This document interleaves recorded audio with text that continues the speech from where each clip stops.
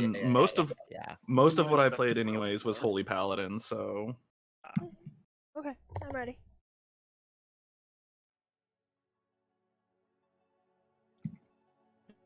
okay. We'll edit some shit. This is going to be interesting. So, when all our characters die because it was overtuned for 6 people, we can all just blame Mara. I'll blame Okay. Laura. it's true. Or I'll just drag all your corpses back to camp. You said might, that like you're not gonna die. Right, exactly. You weren't here when I went through my what I said what my character's capable of. Oh no, I understand what your character's capable of. I also understand. I understand how Ren can do things. Listen, all I gotta do is just put 7 more Ankegs in this fight, and you'll all die anyway, so it's okay. Hey! All right, so let's go ahead and get started, friends. Are y'all ready to play some fucking D&D? Yes. Okay, great. So before we start, to make things a little easier on me on the quick balance side, because action economy is a thing, we will throw a companion into this session. I just got done with all of the companion sheets today. It took me like 3 hours, so fuck it. We might as well use one. I'm going to show y'all all of the companions. You can pick whichever one you like. Think of a class that you guys want to have in the party. Right now, the composition that you're going to be playing with tonight is an Artificer, a Blood Hunter, a Bard, and a Fighter. So... your Bard, what was your college? Mine is Spirit Bard. That's right. Okay. So if you think you need a cleric, if you think you need a druid, if you think you need a fighter, there's all sorts of things to pick from. Some form of range. Yeah, I would say some form of range. Some form of spellcaster. Okay, so you got like a warlock, you got a wizard, you got a ranger, you have an arcane archer. What type of druid do you have? The druid is a forest druid that has a lot of healing powers. About warlock, but Yeah, could I'll also take go more for- experienced D&D people to fully decide. or we could go with healing. I was gonna say forest druid because obviously they can play as a full caster, but they also bring the healing, which will be lacking in our party. I've got healing. I thought Spirit Bard didn't have healing. Bard a in general bard. has some healing. Okay. I've got Cure Wounds and Healing Word. Yeah, I've also and got I'm less bringing a little bit of restoration. healing just in case. Okay. Then yeah, bring the So you just want a warlock DPS, a ranged DPS? in. Yeah, bring the warlock in. All right, bring the warlock. All right, so Eldritch that would be Eldritch Blast. That would be Frey. Frey's really easy to play. He's got like 4 spells and he's got Eldritch Blast, and that's how you play Frey. So, all right. Use Jaeger, Hell Jaeger if you want. I mean, you are the warlock player. Okay. It's up to you. All right, so tonight's session is brought to you by having only 4 people show up for the session. Anyways, hello friends, and welcome to D&D. Tonight you are going to be going through a bug problem 1. It looks like that was decided on. The premise for a bug problem 1. Let me go read that for you. Just see your commissioner's board. A bug problem 1. The brief is: a nest of Ankheg has been spotted to the north of Traveler's Rest. Obtain explosives from Wit or Emma Redone and use them to destroy the net. I put next, but apparently that's a typo. That should be nest. This comes from the previous session where the players on tracking Valhalla through the forest did find that there was a nest of Ankegs nearby. And so, yeah, Ankegs are a problem. They're big, bad bugs, and they will absolutely fuck your shit up if you let them. So, we're gonna start in town. You are all kind of now gathered around in the war room itself. You can see that there's Merrick, the commissioner there, and additionally a couple of other people kind of gathered around the map, the world map, which if you look up at the top left corner of your screen now, you can actually see you should be able to switch between Traveler's Rest and Dragon's Tooth. I actually have a world map finally. Oh my god. That's dope. And it doesn't hinder anyone in the game. Yep, you can switch between scenes yourselves. You can put individual players on individual scenes in Foundry, which is great because World 20 couldn't do that. Oh So. my god, this is awesome. That I'm means just Right. glad you used incarnate. The only thing. I Wait, do. there's a rolling table now. Okay. Oh yeah, okay. yeah. This has everything now. The bottom left of your little toolbar, I did install a rolling table module, so you can now just roll from that. If you prefer having those like easy access dice there. So Neat. all right. So you're all kind of gathered around the map here, and Merrick points to a spot, and this is where the Ankegs were reported to be. I need you all to obtain some explosives. You can go to Wid or Emma; they both have plenty. Let them know that the commissioner requested them, and take these explosives to the Ankheg nest. You'll need to get close to the nest, but throw them in, detonate them, and then run. Flee. Like, run really quickly. Can you all do that? Yeah, I don't see any problem with that. Sounds like a fun time. will be interesting. Great. Well, in Sorry. that case, go ahead. Oh, I was just gonna say. So, Wit, you said has the stuff for us. Yes, the Arcanist. You can find her on on the southern shore. She has her little abode there. Do knock before you enter. She might be in the middle of strange experiments, and she gets testy. So scare her. That makes the most sense. Got it. Probably a bad idea. I did once, and that's how I lost this eyebrow. And you can see like part of the eyebrow is scarred. The hell's an eyebrow? Yeah. Sorry. Ark, who's your character? Yeah. Arcelion. Go ahead and you all have met Arcelion a handful of times, but just because at this point you've all been on the island for like a week now. Yeah. But Ark, if you want to describe your character for us. Where is that description I wrote up? Notes. Somewhere? D&D Beyond, please. Where did it go? A hulking biomechanical juggernaut, designed as the first and last line of defense for a young artificer. The Warforged matured, and so did its intelligence, developing a strong defensive-minded into a walking fortress. Arcelion prides himself on being capable of absorbing and shrugging off most attacks. Excellent. Welcome. On that note, Mhm. my AC is half of what I'm showing on D&D. Half? I don't Yeah, think so. it's at 10. My one on D&D and Beyond says 20. Wait, what? Hold on. Okay, so no half. Yes. Literally half. Literally half. How did it? It glitches on occasion. Give it a Yeah, second. Weird, hold on. especially alternate ACs seem to be having a problem. Yeah, they do. It's really weird because you've got splint mail and a shield equipped. Here, give me just a second. I'm gonna delete the splint mail and the shield, and we will re-add them to your inventory because maybe it's just got something to do with a recent update or something. Yeah, because you deleting both of those did not change the AC at all. Yup. You'll find your splint mail here. And shield. I wonder if unequipping them and re-equipping them would have fixed that. No, because I didn't see that they had any actual effects associated with them. There you go. And you said you're supposed to have 20? Yes. Does that come oh, that's right. You have like an extra AC from your Warforged. Yes, I have One extra second here. AC from being Warforged. We had to do this with some other people's sheets whenever we had the first session, just because Foundry does not automatically track certain things, and it's a little annoying. There's a lot of I'm in do your this own picture, and I stuff. feel attacked, and I don't like it. Huh? Said I'm in this picture, and I Oh, feel attacked and don't like it. I had to rework your entire sheet because you're a blood hunter. That was Foundry did not track anything to do with blood hunter because it's not an official class.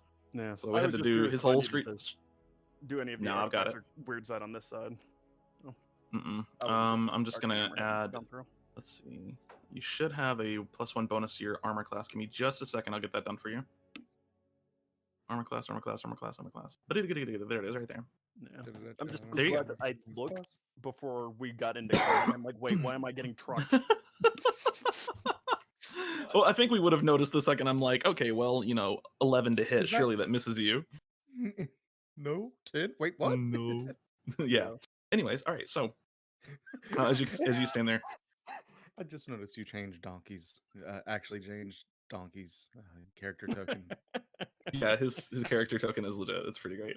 So yeah, as you kind of take this order from Merrick, he does say that he will pay you 1,250 silver each. For those of you that aren't familiar with the silver standard, we are using the silver standard. Basically, just everything is silver. There is no gold, no platinum, no copper. Everything is in silver, and we just kind of stay that way. It just makes it easy. If you see an actual gold value where it says 750G, multiply that by 10, and that's what the silver cost is. So we try to avoid using the gold value. Some of the official stuff all of the official stuff uses gold values, like armors and the like. But just keep in mind we use silver for everything, and silver is denoted by a Z. So, all right. He says that he will pay you 1,250 silver each on completion of this mission. Does anybody need anything from Merrick before you depart? No, I'm good. I was gonna make a meme, but no. Do not You- need anything. Okay. As you accept the mission, exit the war room, you begin heading slightly to the north. Did you say you guys were going to Wit or to Emma? It's either the Arcanist or the Alchemist, your choice. Wit. I vote wit. I'm gonna vote the alchemy. I don't care. Okay. Somebody roll me a D20. I got you. There Okay, you great. go. So you exit the war room and you begin heading north towards Wit's little small home on the southern shore. The map of the town is actually like upside down. The water, the docks there are actually on the south side of town. And so you begin heading to the south towards Wit. Approaching is the it? door, Wit is this one right here. Oh, I can't ping. That's right. Wit is this one right here. Okay. As you begin approaching Wit's home, you see her door is actually open, and she is currently just dumping this weird black sludge onto the like front porch of her abode here. And as you approach, she looks up and she kind of pushes her glasses up. She does the anime thing where she pushes her glasses up with like her middle finger. Right. I'm sure you're here on very important business, but I do believe that I requested not to be disturbed. Now, if you could please escort yourselves from my front porch, I do have things to do. We were just told to come over here and get some bombs. We were told by old Graybeard over there that She you might have furrows some her for brow. us. Graybeard. What's his name? Merrick, I think. The commissioner. Yeah. Ah. Him. Commissioner Merrick. She looks down at the sludge. She hands one of you the bucket. Just finish dumping this out. It pours very slowly. Do not pour it quickly, please. She turns around and goes inside. I take the bucket and I slowly pour it out. Okay. She comes back a couple of moments later, probably about 5 minutes later. The sludge that you're pouring takes forever. It's very viscous. It's like molasses if you added flour to it. It is just Aw. like I'm not sure that's It- possible. I don't think so either, but it's you can try. But it is very thick and viscous, and it looks like tar, and it pours like tar. She comes back and she has 3 small spheres in her hand. Each of the spheres has a line going around it that's pulsing with this kind of green and blue arcane energy, and these should do everything that you need. I'm assuming these are for the Ankegs. Yes. Yeah. Great. It's about time somebody got rid of those. Here, I'll take that. And she takes the bucket back and she hands you the 3 spheres. Each of them is probably about as big around as an orange. And she whenever you're ready, all you have to do is hit them really hard against something and throw. Don't drop them. Do you want me to take those? I can make sure How that long they go. till they explode? Once they're 10 activated. seconds. Well, 6 seconds. Yeah, give me those. So the usage for these is you hit them really hard on something to activate them. It is an action to activate them, and the whole action is activating and then throwing them. So if you hold on to them for a round, they explode in your hand. So I'm hearing we should like- send an unseen servant to do this, right? If you have the capability of casting an unseen servant and you want to sacrifice the poor creature, yes, go ahead. I can, and I will. All right. Okay then. Well, they don't have feelings and they can't feel pain, but But they still give you that, like, that feeling like you're really gonna make me do. yes, mine do too. All right. If you need anything else, please hesitate to bother me. Goodbye. Just keeps pouring everything out. Creations are meant to be expendable. She looks you up and down for a second. Bold words. I once was Wrong. one. I'm just to most people, I am expendable.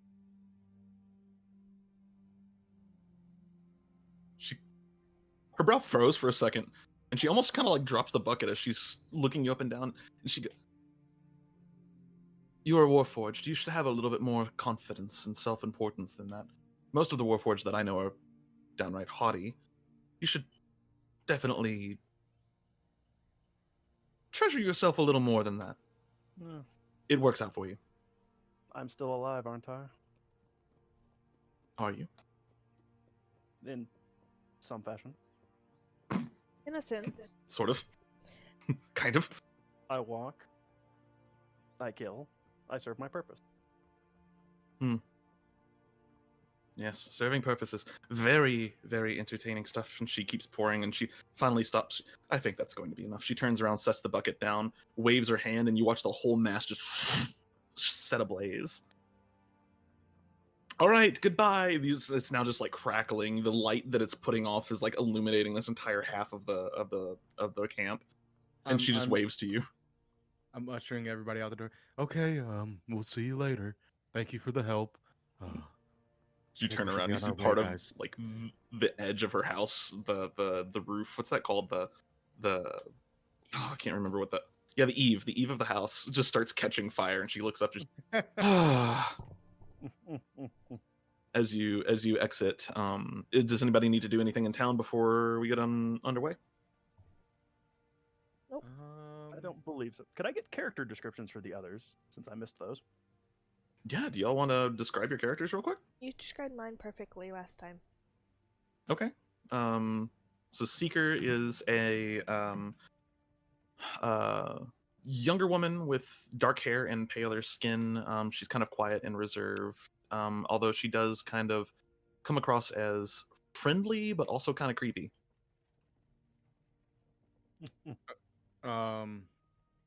This is Jedediah right here.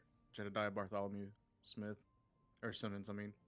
And he's just a got a good old beard, long brown hair, human.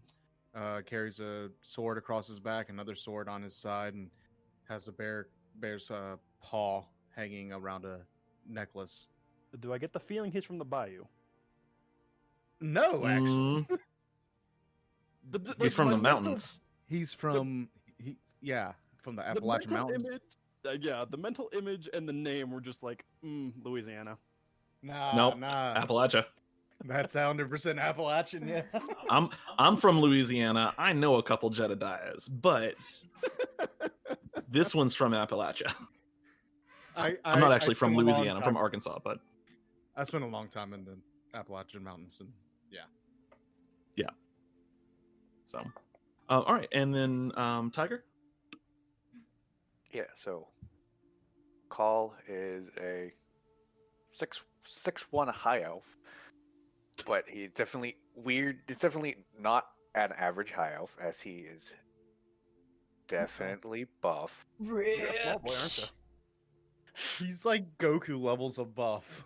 Yeah, he reminds me. So the second I saw your character, I don't know who here has played Monster Hunter World, but I thought of the commissioner from Monster Hunter World. Oh, Like geez. the I kind of see that. Yeah, The old guy. yeah. The second I saw him, I was like, dude, that's the guy.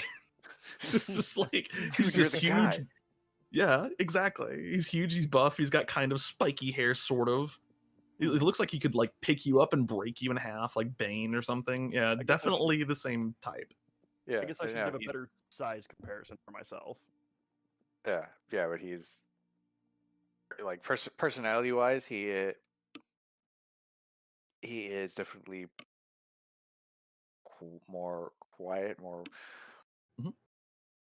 wise, but it's also definitely kind of weird because it's definitely as a high elf taking more to the physical aspect when high elves are naturally magical is a bit odd. And obviously, and from being in camp and being with him, you kind of know that like in his downtime, he also kind of does like forms and stuff to keep himself sharp. So I imagine him and Quinn are probably sparring quite a lot. Quinn is like the military officer in camp, and he trains people in martial stuff. I can imagine him and Quinn probably fight each other pretty often. probably. Yeah. I guess for a further description rather than just the one I wrote down, my character is essentially a hulking, dark gray, blue, metallic golem, essentially. I dig that. No, I respect 6'8", 6'8" towering figure with basically, like I said, a walking fortress. Well, I always thought I was excels making in a big defense. character when I made my character 6'1", but okay, guys, fine. Listen, I mean, Warforged are big boys. Yeah, that's true. and the original concept behind it when I was thinking weight was, I was thinking something in the 3/4 ton range of weight until I actually did the weight math. Yeah. I was just thinking leaving boot prints in the mud behind me that were, Yep. 6 inches deep. Something surface area. Yeah. Something ratio to weight. Plugging All around right. a So giant tower shield and right. and a electron spear in replacement for the Okay. thunder gauntlets. That's right. There's- That's right. Just remember, the spear has 5 It's- foot range. It's the same range, yes, but Yep. Mhm. for aesthetic reasons, it's a hulking tower shield and a No, giant lance. Yep, I dig that. Your companion today that's going to be joining you, he does meet up with you before you go to Wit.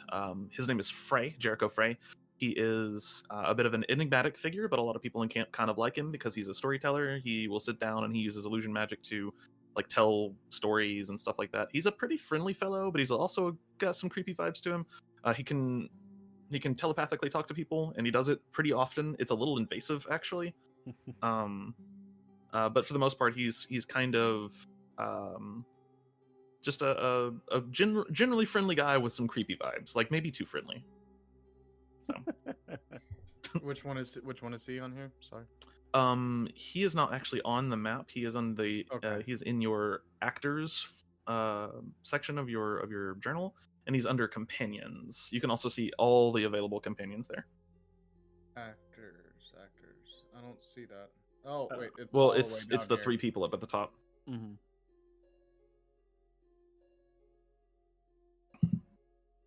One of the companions is a rock gnome barbarian, by the way, and I feel like I need to play this character at some point. It's fucking amazing. Which one was it? Sorry. Frey is the one that's joining you today. Oh well, then I'm looking in the wrong section because I don't see a Frey. Okay, that's fine. It's right. That's fine. It's right above your. You'll see his token in a minute. Yeah, that's fine. All right. So, as you gather the explosives from Wit and begin to depart Traveler's Rest, you head slightly to the north of Traveler's Rest. I'm going to go to the world map here. You can all follow me if you want to. It's up to you.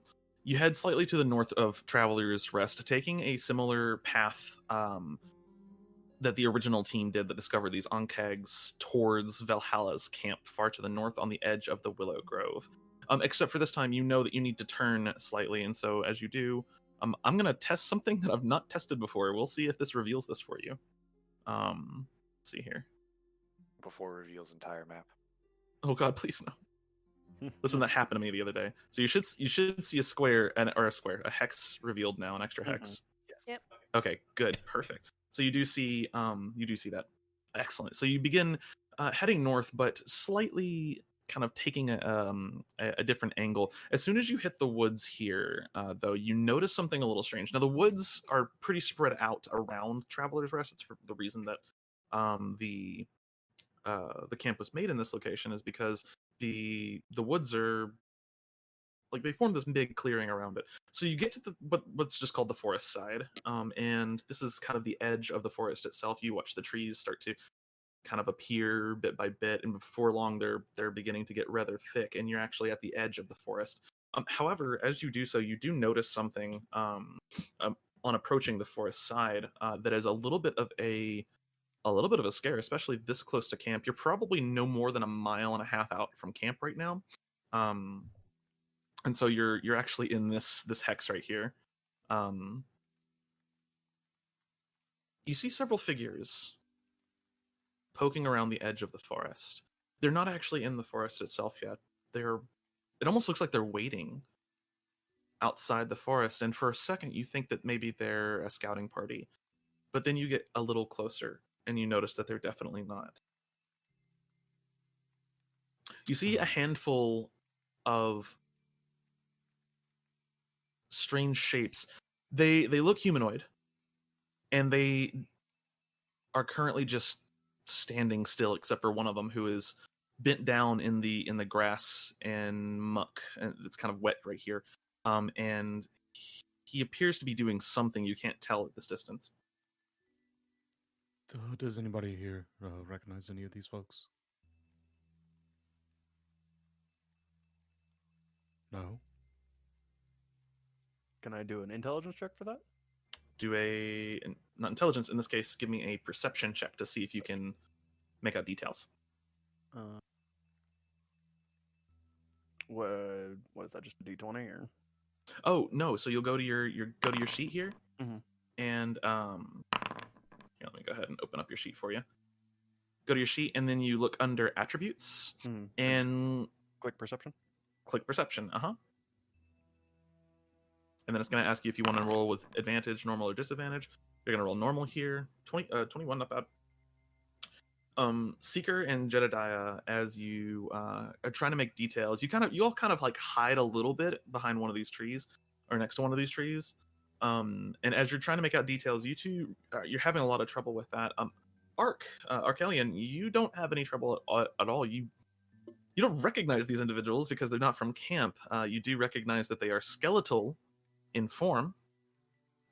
These appear to be undead, some kind of undead hunting party. And you've all heard reports of undead around, but they're all near the Willow Grove. And so it's unusual to see them this close to camp.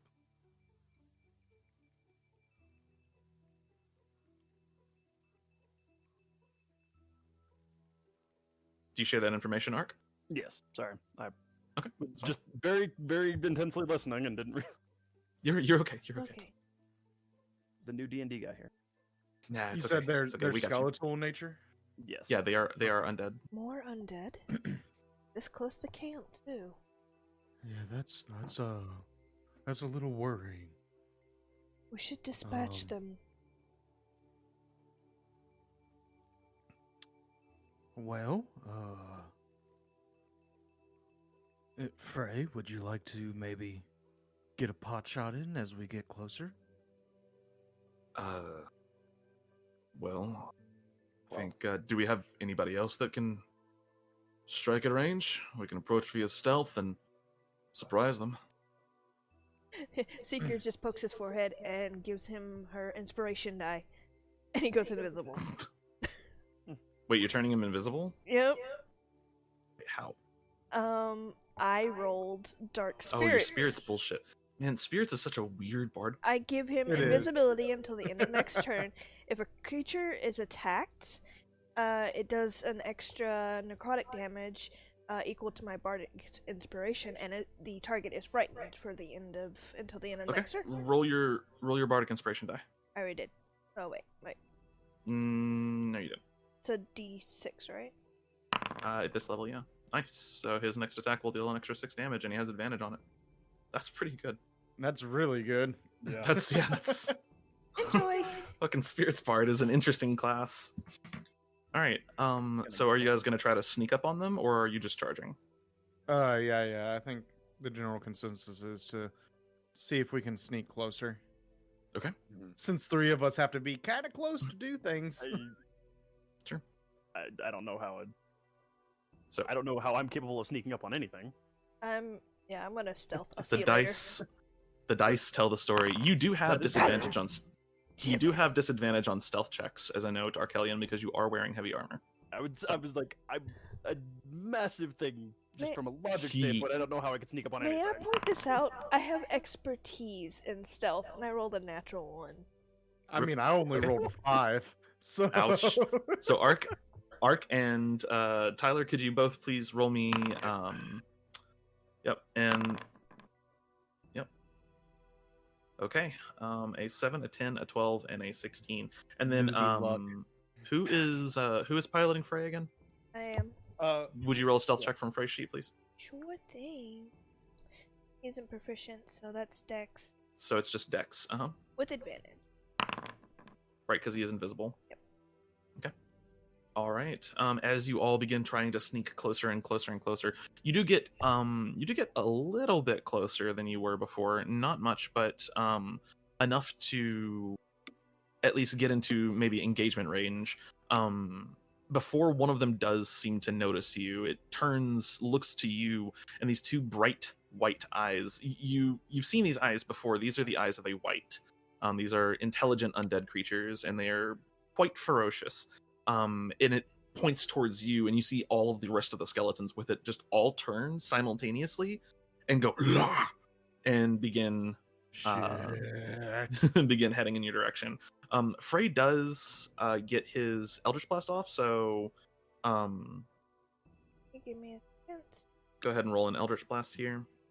It has advantage because he's invisible, and then his invisibility fades. Advantage.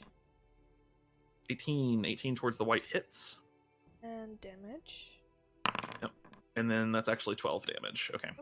Let me That's double pretty check good. something with the whites real quick, because sorry, it's actually 9 damage. They are resistant to necrotic damage. So 9 points of damage as the Eldritch Blast slams into it. You watch the kind of the spirit that you have communed with also enhance this attack. And then let me go ahead and move you over to a map. I'm going to place your tokens first so it doesn't spaz out like the last time we had. I like photo-induced seizures. What are you talking about? Please no. No more. Foe. Let's see here. Hold on. Okay, Leon, I'm assuming that you would be close to the front. Yeah. Call you as well. Yeah. Okay. Although it depends. Also, like at this point, would I have with the 16, since I did roll the best, would I still be hidden from them, or just have they been You able were- to see everyone? So what we're doing in this case is a group check, and Okay, we do basically group what I check, do is right. I factor the average, and if it beats their passive perception, you win. Did not beat the passive perception, so Sorry. they see Okay. everybody. I didn't know if It's you were okay. doing individually. No. So I'm gonna do it. I'm gonna activate this one, and it should move you all over. I only ask because I have elven accuracy. Ah, that's true. Let's see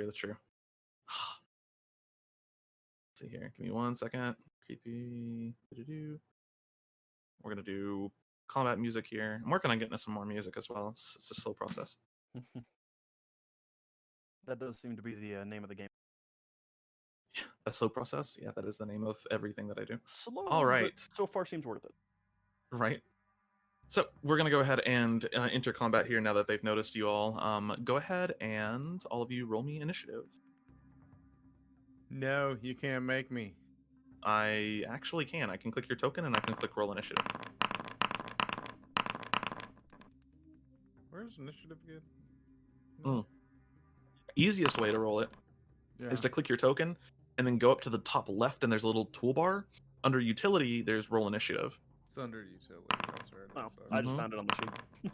Yeah, you can also open your sheet and click it from your sheet. Question. I'm Yeah, last. I was looking for it on my sheet and not finding it. Where's the initiative thing for Frey? Oh, sorry. For phrase initiative, you. Trying to figure out how to roll it. Oh, usually you just click the name, but you can't do that on Foundry. Interesting. Okay. Well, in that case, use the tool belt, please. Full belts.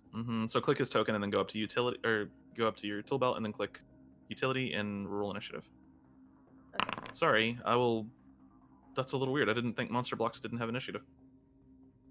Alright. All right. And then let me pop out the turn tracker here. And for some reason, it always skips the first person's turn. All right, so as you all approach this and you're trying to like sneak around this large rock, you do get spotted. Phrase Eldritch Blast goes off, the spirit attacks, and then one of the skeletons kind of raises a hand. You see this little swirling mass of magic in its hand for a moment before it's going to target. Let's see. It's going to use a bonus action to cast Spiritual Weapon, and it is targeting. I will say before I do this, you guys can kind of position yourselves how you want to. I meant to say that behind this line. Okay. Yeah, no, Seeker wouldn't be that close. She'd be back. Yeah, it's entirely up to you. So Yeah, I'm good with where I'm at. okay. All right, perfect. Yep. So the skeleton is going to go ahead and cast Spiritual Weapon, and it is going to target, in this case, the closest person to it, which you're both even. So I'm going to roll a dice here. All right, it's going to target Jedediah. You monster, literally. Literally. It's going to move forward just a little bit as well. There we go. And Jedediah, 14 to AC. That's a miss. Nice. So you see the Spiritual Weapon form next to you, and you just quickly dodge out of the way. Let me go ahead and get a token on the board for that real quick. Quick question. Certainly. And I don't know if I need to perception check this. Are these the same blue bears we saw last expansion, or last Expansion. week? Excellent. Last mission. No, you wouldn't need a check for that. They are not. Okay, just making sure. Although you can further inspect the plants with an action if you'd like to figure out what kind of plants are around you. Oh, I mean, later on. I'm just making sure I'm Sure. not going to catch sleepiness as I go No. by. You remember the sleepies. They look very, very peculiar, and these are not the sleepies. So Okay. there's a Spiritual Weapon. All That's right. cool. I know, right? And then that is going to be he also gets an action, so he's going to Sacred Flame, and he's going to Sacred Flame in this case, Call, since you're equidistant. Call, can you make me a Dexterity saving throw? What if I don't want to make it dexterity? Please. Well, then you just automatically fail, and you That's true. Yeah. You can't just fail. Okay, or you can fail it anyways. Okay, that's fine. Oh wait, no, you succeed. It's a DC 11. Aha, you succeed. So, yeah, you see this kind of like column of light, this small column of light, fall down into your position, and you just kind of sidestep out of the way. Not too hard to dodge. All right, Seeker. Yeah. Yeah. Yes. Yes. Correct. Correct. What are you doing? See. 1 second. See my name. I'm gonna do a bonus action roll Okay. on my table. See, what is this? I'm going to save that if anybody needs that. That's actually Alright. really good. I'm going to hold up my crystal ball and essence bolt the white. Okay, go ahead and roll an attack, please. Aye. 1 second. How do I do this? Here we go. 23. Yeah, that's definitely gonna hit the white. All right, 6 points of force damage as you hold out the crystal ball. The spirits kind of coalesce around it and then shoot out this little bolt of spiritual essence. Not too bad. 6 points of force damage. The white is still doing pretty good though. All right, is that the end of your turn? Yeah. Gotcha. Jedediah. All right, we are gonna move right here, and as he's running over, you guys handle those ones over there. I'll get these two, and we're gonna do the old swingy of the sword. Okay, sure. Make an attack roll. We're 13. not doing well. They're kind of skeletal. 13 kinda- hits. Oh, I do better than I thought. Okay.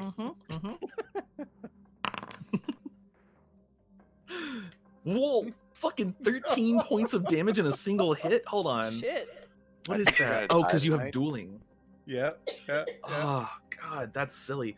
13 points of damage to this dude. As you just rush up to him, he goes to draw a dagger. Like, he's got one in his hand. It's just down at his side. He goes to raise his dagger. You catch his hand, and then you go to stab. I mean, he's skeletal, so you don't really get much, but you get the rapier up inside of him and then pull backwards, and you watch the ribcage just fall open, and he just dies.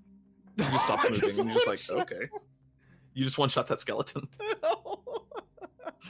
13 points of damage in a single hit. Not bad, not bad, not bad. Let's see who can beat it. It is now the white's turn, however, or unless you're moving somewhere, Jedediah.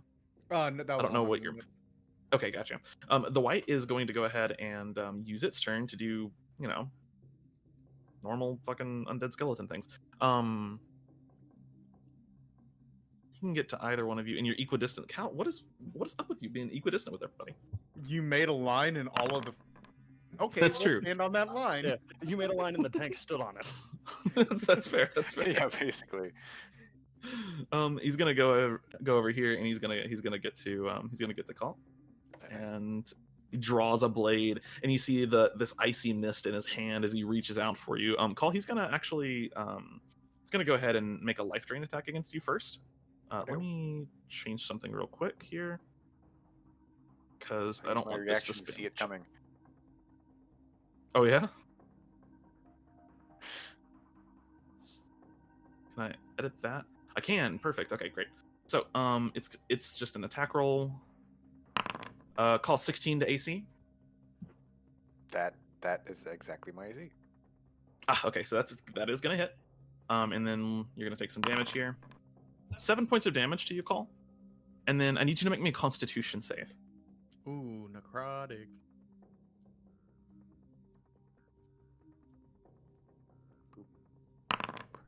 Ah, Oof. Ouch. Call, you feel just really, really, really weak right now. Something's off. Your maximum hit points are reduced by 7 currently. I have a question. This effect, is it considered poison or anything? It is not. No. Okay. Nope.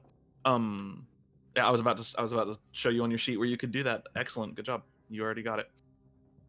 So, and then he's going to go ahead and he's going to try to make a longsword attack against you as well. 8 to AC. I don't think that's going to hit you, Call, unless you've lost your AC too somehow. Okay. That's going to be the end of the white's turn. Arcelion. Okay. Question for you. Yeah, sure. I'm trying to find out information on Sanctuary. Okay. Is that a So- level 1 spell, or where's that coming from? Because I have no record of it on D&D. Read up more on. I don't. It is a level 1 spell. I don't know that it's an artificer spell. It might be. It is an artificer spell because it's one that's always prepared. Ah, okay. It's part Or of no, your. it's It's part of not. your. No, you're right. It is a spell. That is a That was what I spell. was trying to find because it was coming up in her bonus action, so I wasn't sure if it took a spell slot. It is a bonus action. Oh, yeah, and it does yeah. take a It spell is- slot. Yep, it's a bonus action, and it is a first level spell. And you target a friendly with it, or you can target an enemy if you really want to. And anybody that tries to attack them has to make a Wisdom save against your spell save DC. Okay. I was just saying that I was trying to figure out if it was a class feature or a Mhm. spell, and my brain Nope, you was got it. not able to wrap my way around. Okay. First level spell. Okay. I'm just gonna move. Where's the move thing? The Gonna box. move here, and I'm Mhm. gonna give the white a good stabbing in the back of the head with the thunder gauntlet. Okay. Gotcha. Where are you, thunder? The electric spear. I get you. Yes. Falco punch is. If what we I were in- heard in my head. Do I get 2 or do I just get 1 with the thunder For gauntlet? right now, you get 1 until level 5. At level 5, you get 2. Do I just click it and it'll roll it? Yep, you're gonna click the icon, and it'll Yep, and then weird. I'll change the name of that later, but and then you're gonna click attack,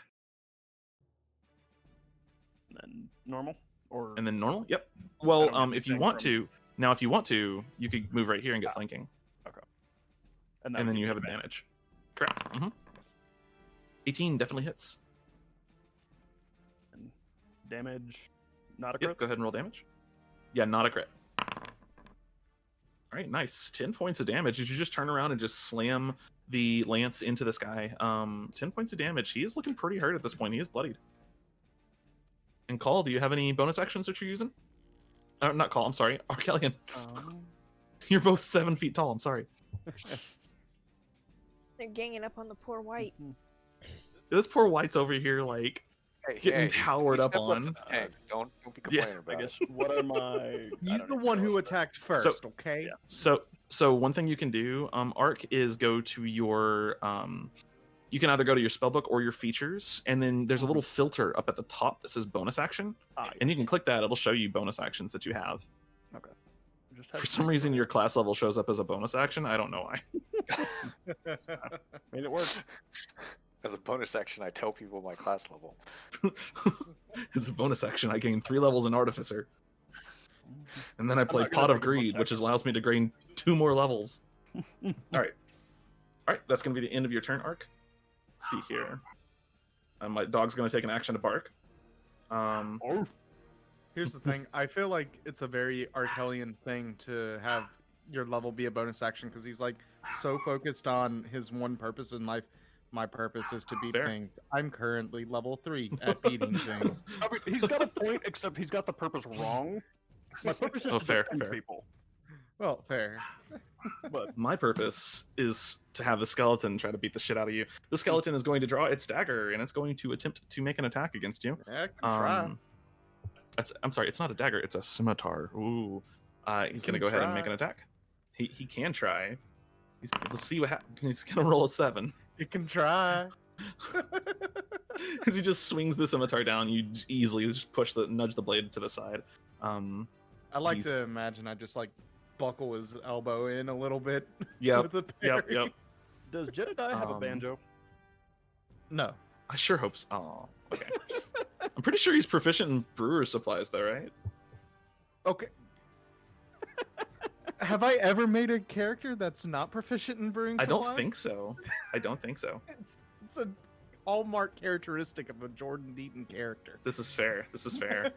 Well, hey, Ark, this guy's gonna come up to you and try to stabby rip stab. Okay. He's gonna make the attempt. 11. I'm pretty sure that doesn't come close to your Break his 20 fucking AC. He's just. I'm just ignoring his presence. Yeah, he literally hits you, but the scimitar just bounces off your armor. He just kind of looks at the scimitar for a second, looks back at you. All right. He could have gotten advantage had he. You know... No, he couldn't have because the white is not threatening Arcelion. Okay. Yep. A Is question. anything really a threat to me here? You'd be surprised. So Yeah, in I the know. image, I is, know I is wouldn't, it an but- action or a bonus action? It is an action. Okay. I think he's just gonna do the zappy zap. I believe it's actually pronounced Eldritch Blast. Eldritch Blast. to cast Eldritch Blast. Who are you trying to hit here? Got to declare a White. target first. Wait. Gotcha. 13 does not hit as the energy just soars off to the side. The white isn't even recognizing Frey's presence right now. That's a good thing. Sad Eldritch Blast noises. Is that the end of Frey's turn? I don't think he's got a bonus action. So, He has Hex, but that's only if you want to spend a spell slot. not yet. Okay. All right. That's the end of Frey's turn. Call. It's now your turn. I'm sorry that you rolled low. It always seems to be how it is. Got crit first time last. Yeah. last session, so The way may of as the well dice. just start with -5 hit points. So All right. What do you all do? right, so definitely kind of like feeling and kind of like a little bit like of that, just kind of shaking it out, just that weird feeling of that, and then he's just gonna stab. Okay. Gotcha. Yeah, where's my short sword? Yeah, gonna regular first attack That's a stab. That's a hit. for 7 points. 7 points of damage. All right. And And are you then doing the bonus bonus action attack? Yep, bonus action Okay. attack. Stabby rip stab. 13 misses. So as you land the first hit, the white goes to try to catch the blade. You swing in with the second one. The white quickly just diverts the blade downwards. Strong for a skeleton, but he is absolutely close to death, undeath, re-death. He's close to re-death now. I feel like that's a black metal band from like Slovenia. They're not like Redeath. Norwegian. They're Slovenian or something It's like it's that. spelled RE:death. Yeah. I like that. That'll be in my turn. Okay. It's a cover Gotcha. band. It is a is cover what it band. is. It has to be. It's a all right, it teenage is- cover band from Slovenia. It is now this skeleton's turn. He's gonna make skeleton noises. And ends his turn. And As a ends his good turn. friend once said, "Clickety clack, motherfucker." Clickety clack. I roll to attack. He's gonna get right here. Arc, he does have advantage on you currently. Okay. 19. Nope. That's gonna miss. I'm gonna block that one. Yeah, you see this one's actually like headed on a trajectory that could potentially harm you, and quickly just raise your shield, and the sword just strikes the shield. Fucking A big fucking nope is what that is. Warforged. Delete your character. Anyway, so I love the indestructibility of it. At some point, I'll get something wrong about that, but I'm just waiting for when fireballs start get thrown around because I can't imagine your dex is amazingly high. it's not amazingly low. all right.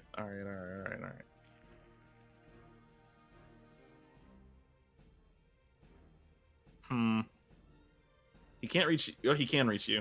He's gonna move his spiritual weapon to you because you're the closest scary guy to him. And he's gonna move right over here, make a spiritual weapon attack against you, and first, before he makes the attack, he's gonna go ahead and cast a spell on you. Jedediah, go ahead and roll me a wisdom saving throw, please. Wisdom 7 throw. saving throw normal. There you That go. is a success. Unfortunately, you see. Well, unfortunately for me. Fortunately for you, you see the magic. You kind of hear him casting for a second. Turn around and look, and you see the spell in his hands. You feel yourself get really, really, really slow for a second, and then you shake it off. So spiritual weapon attack. 16 to miss. AC. Miss. Ugh. Oh, I hate all of you. All right, that's going to be the end of the Skeletal Fanatic's turn. Seeker, it's now your turn.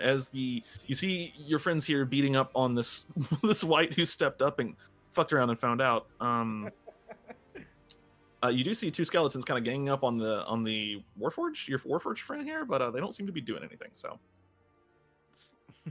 the white's having some real bitch you thought moment right now. Warforged don't give a fuck. Meanwhile, Call is just like, I'm gonna stab this fucking white 1,000 times. Use me the wall as the wall at which you pin that undead to.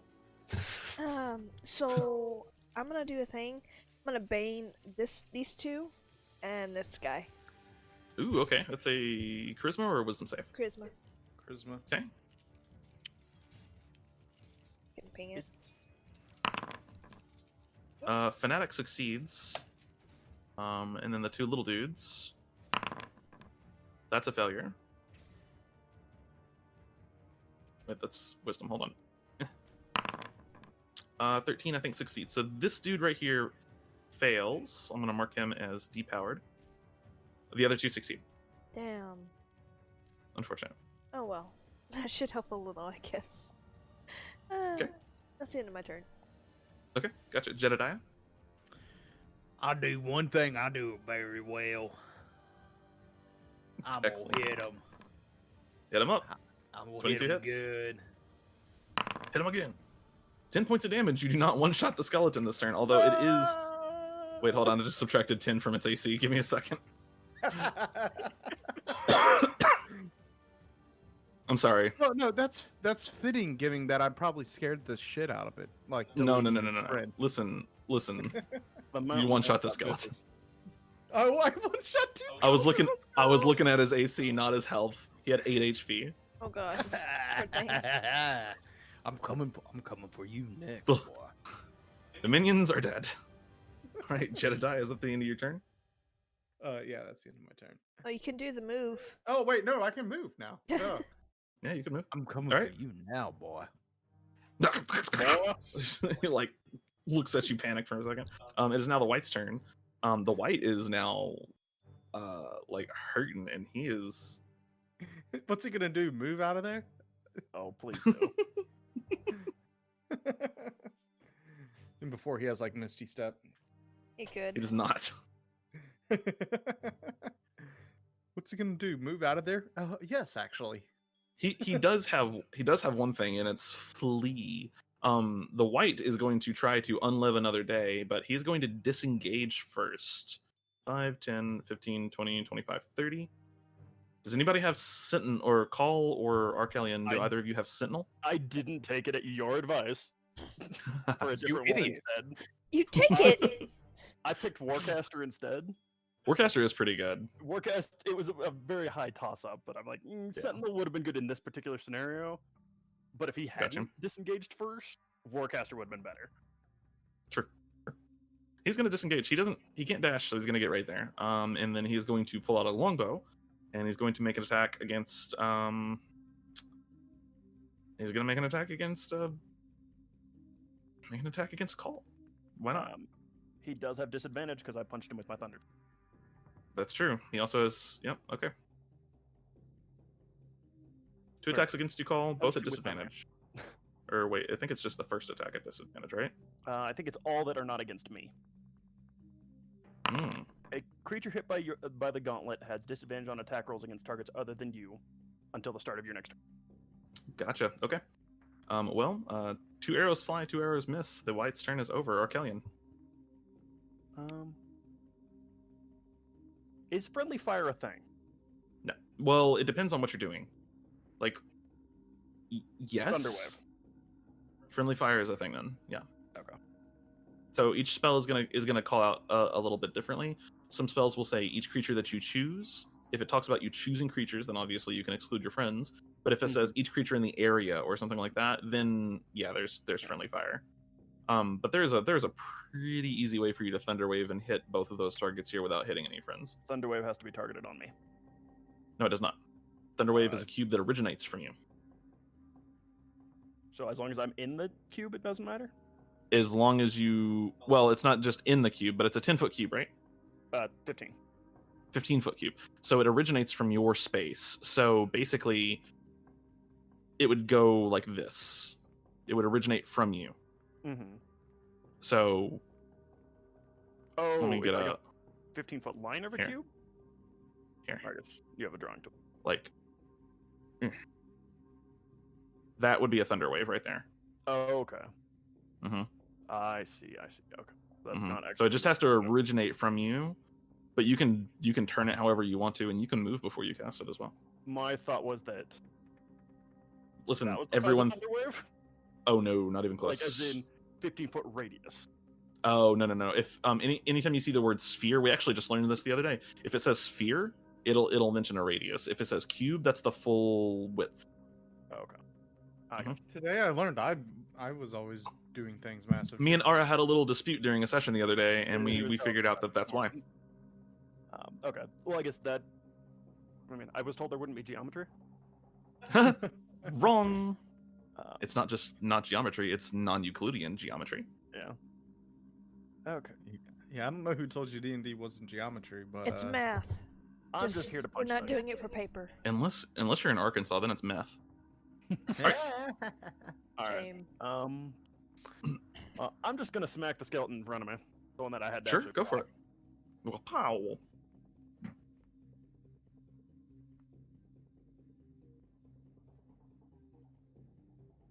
Yo, this is some very like sci-fi music. I'm feeling it. Right? 18 definitely is gonna hit. 9. Do not one-shot the That one-shot? skeleton. This one doesn't have. You do to- not. that's an 8. This one. Yep, this one has higher health. Each of the any non-named NPC rolls for health whenever they're placed on the board. I gotcha. Yep. He is, however, close to death. He's got less than 10% of his health remaining, which means that he's in trouble. And Arcelion, is there anything else you're doing? No, I'm gonna hold it. Jedediah Okay, seems fine gotcha. with them. Gotcha. It is now I'm scared. What are you talking about? this boy's turn. He's got advantage, and he's going to try to hit you like a good Skelly boy should. Sure. 21! But he actually got mine. As you're smacking this one, you don't have the ability to like direct your shield behind you necessarily. So he is going to hit and roll pretty well. 6 points of damage to you, Arcelion. How do I? So you can click your token, right-click your token, and then in the health bar at the bottom, you can type -6, or you can type -6 in your sheet as well. Nah, I just changed You it to could 21. also just click your token and apply damage. yeah, you can right click the damage number in chat with the token clicked, and you can like apply damage, apply half damage, etc. So, all right, it's Frey's turn. Yeah, Frey's gonna fire at this white. Okay. Die. I think 13 hits. No, it does not. The white, you fought the white long enough at this point to know it has 14 AC. God damn it. All right, is that the end of your turn, Frey? This Yeah. fucking warlock, man. Right? Frey's just like, I can't hit anything. I'm sorry. There's only one Eldritch Blast. What do you expect at this low level? Hey, they only get one attack. Yeah. See, I don't know what you're talking about. I Yeah. get 2.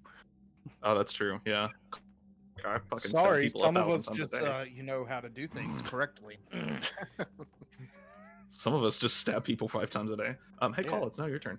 Yeah. Okay. So having just kind of just watched this white go away from me and just dodging those arrows, moving to here, Slam him. make Turn him into paste. make one attack. Poor thing. If I can find where the go. So first attack against this guy. Go for it. Would this be Advantage? flanking? This has advantage. Yep. Mm-hmm. Okay, then that means I get to do this. Get the advantage. That's definitely gonna hit. Given your strength bonus, I don't think you can't roll low enough to not kill this guy. As you just turn around and just stab straight into him, and it's more of a rip and tear kind of thing. The short sword just goes straight through the skeleton's body, and he falls dead. Okay, absolutely, because he's not even stopping. Like this is just a passing swiping attack, and then going straight Excellent. up and bonus attack. All right, go for it. Oh, that's 35. Mm-hmm. Or were you right there? No, yeah, because that's I was right here. Yeah, you're. Yep. Go. Yeah, no, that's right. Yeah, Yeah, you're I right. thought I counted that out right. Do it. I will. I will do it. Do it. 17 hits. See what you roll here. 8. 8. As you rush by, you cleave the lesser skeleton in half, just dashing towards this white here. Kind of pounce in the air for a second before your short sword just takes the white straight through the skull. He falls to the ground, dead. And then just standing up, I just having pierced it through the skull, just kind of push it down to the side and to have the weight of the skull drag itself off the blade. And then Excellent. Perfect. All right, and that is going to be top of the round. It's the Fanatic's turn. He just watched you murder the fucking white, and he's like, I don't want to be here. He's like, I can't heal that.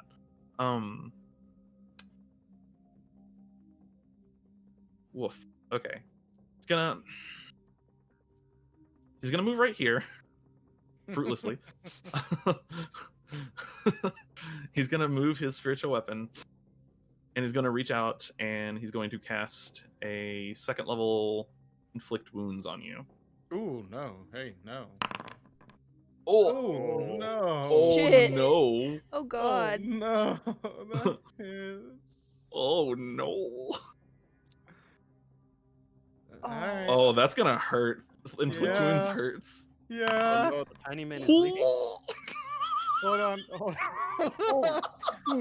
Hold on. I got you, boo. I got so- you. I get 5 temporary hit points from my hanged man. From Right? your hanged man, yes. Yeah, my exact HP is 36. I'm out. I got you, boo. Don't worry. Oh wait, your HP is 36 from like even after the 5 THP? Yeah. Oh no, the tiny man. Oh, is so you have bleeding. 5 hit points left. Okay, gotcha. No. He I has have 0. nothing. I also somehow deleted my HP. I have 31 Oh, no. HP normally. I had 5 temporary hit points, Aha, making me okay. effectively have 36 total hit points. Gotcha. I did. What? You are But I unconscious. don't know what happened to my HP. Well, hold on. Oh, Let me okay. open I your see sheet. what's happening. I see what's happening. Okay. Where is your HP? So when you get rid, it's in where it says death saves now. And when you Oh. when I went to 0, it immediately switched it to death saves with any bonus healing. That's actually pretty cool. I've got you. Don't worry. Oh, that's pretty cool. That's really That's cool. neat. Yeah, Okay. yeah. Gotcha. I think Alright. this is my penance for fucking friends. And I thought I was the cocky one. Well, you are unconscious currently on the ground as he reaches out, and you see this swirl of dark magic just take you, and your skin boils for a second as you just light up. He is also, monsters double tap. He's gonna use that spiritual weapon. It does have advantage. Let me lose a death save. Let's go. Actually, I'm losing you'll a lose death What save. the actual? Okay, two death saves gone from you right now.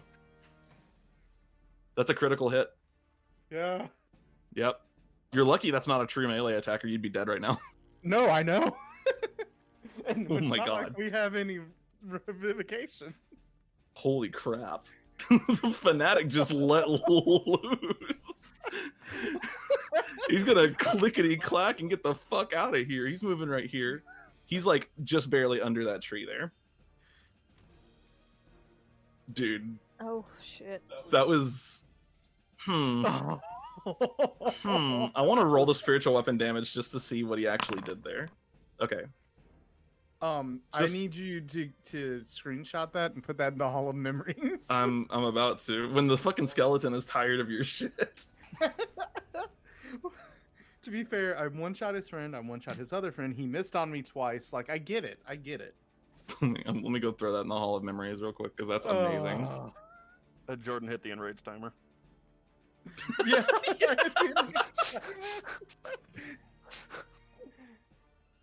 You didn't kill it quick enough. This is your punishment. This is your punishment. All right.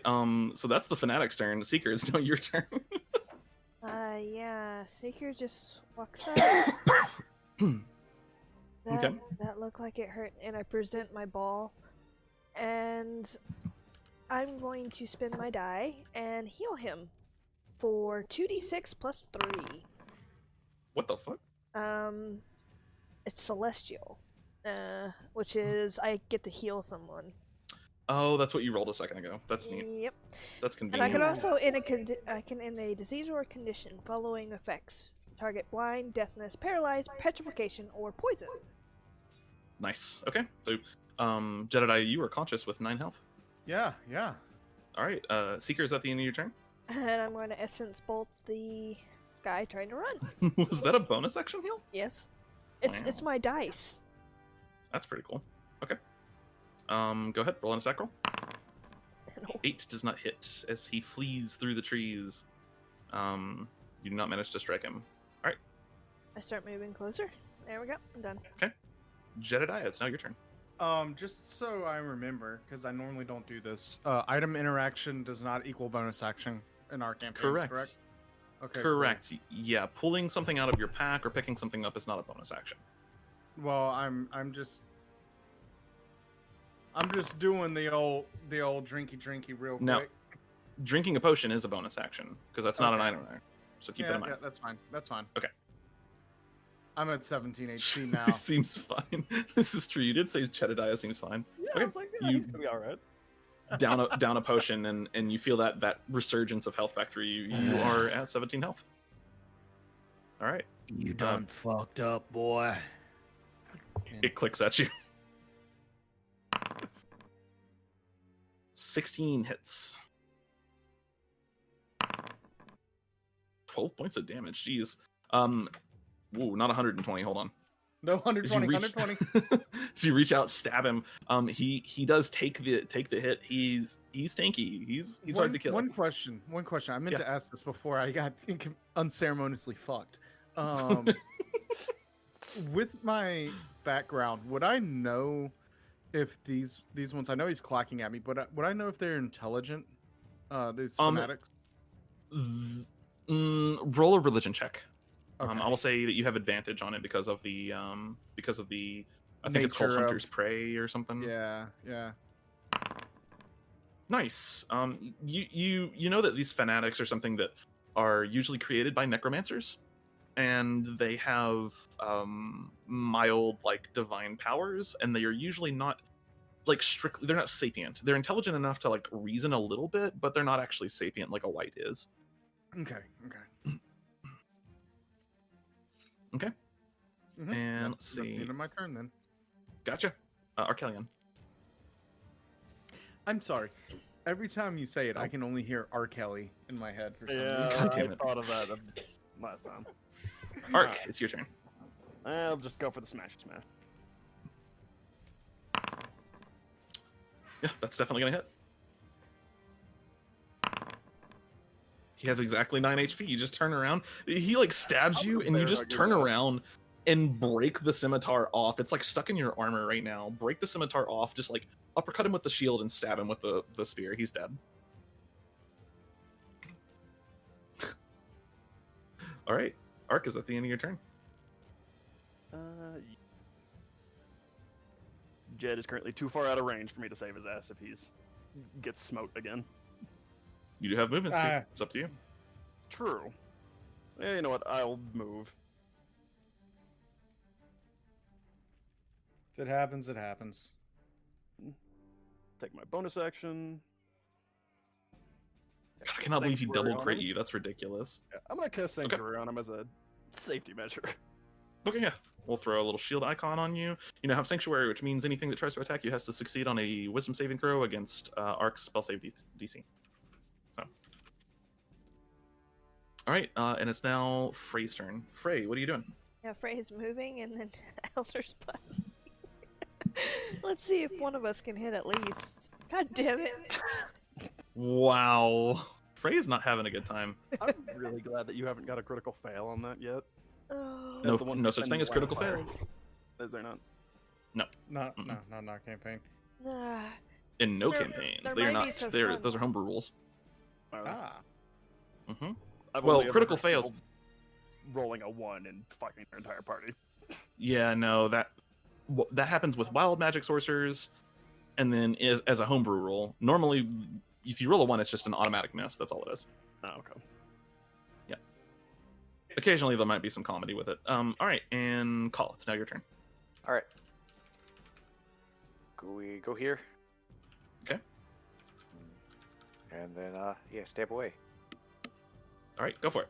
Should be flanking, right? You do have flanking correct currently. Yeah. First attack. 15 hits. For 5 points of damage. Okay. And Are you then doing the bonus action attack? 16's gonna hit. Let's see if you can one-shot him. 10 points. Yep, sure can. As you just turn around and stab him once, and then stab him twice again. You just kind of take both of them, just rip him apart more or less. The skeletal remains, the bones and stuff, just kind of get strewn along the ground. He does drop. He's got like a little quarter staff that he's been using. He drops that, and he is now deceased, squared. Do you dual wield out of curiosity, Kelly? Yes. Okay, so I'm imagining he stuck one in one side, one in the other side, and then ripped through out like some like anime badass. So the remains of the skeletons lay strewn about the White's body, not far from where you left it.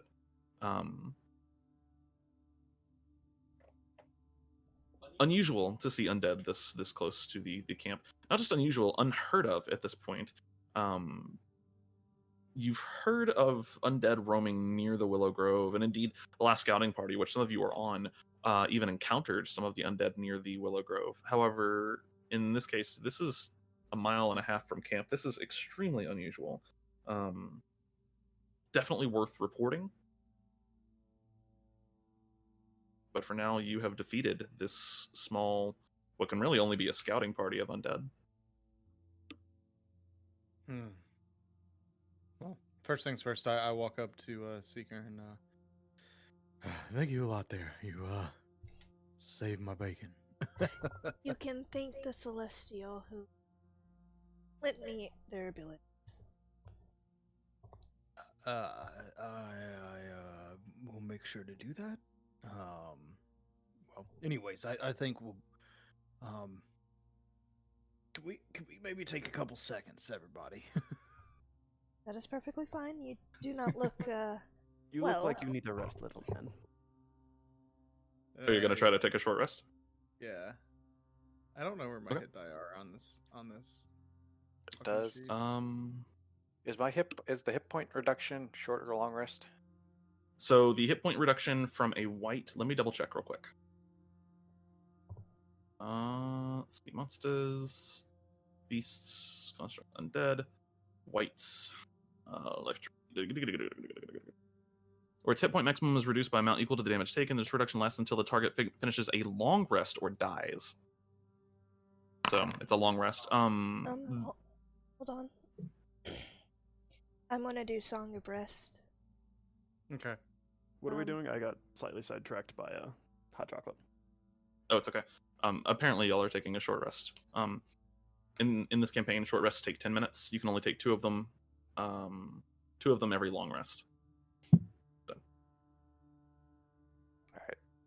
All right. And you will gain an extra 1d6. D6. Yep. Yes, thank Mhm. you. You can roll a d6, add it. You can spend hit die as appropriate if you would like to. It's all entirely up to you.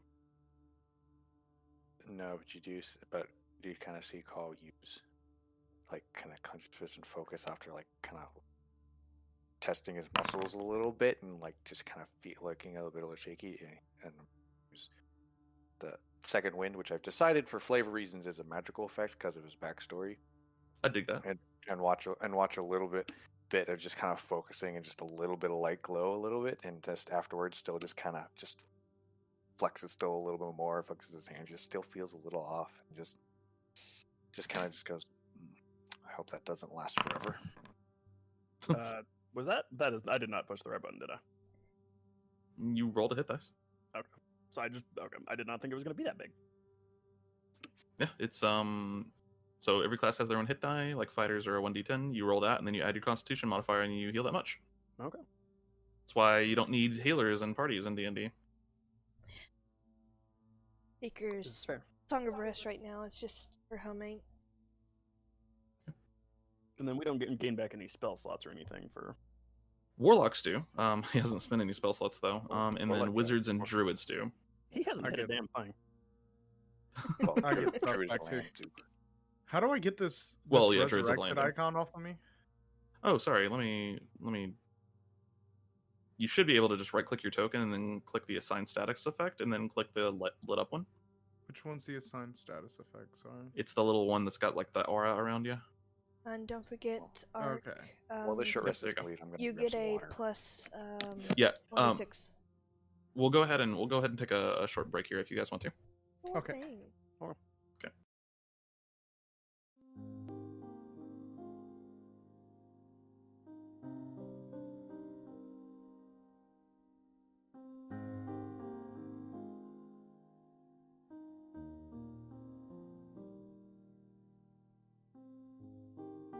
Yeah. Okay.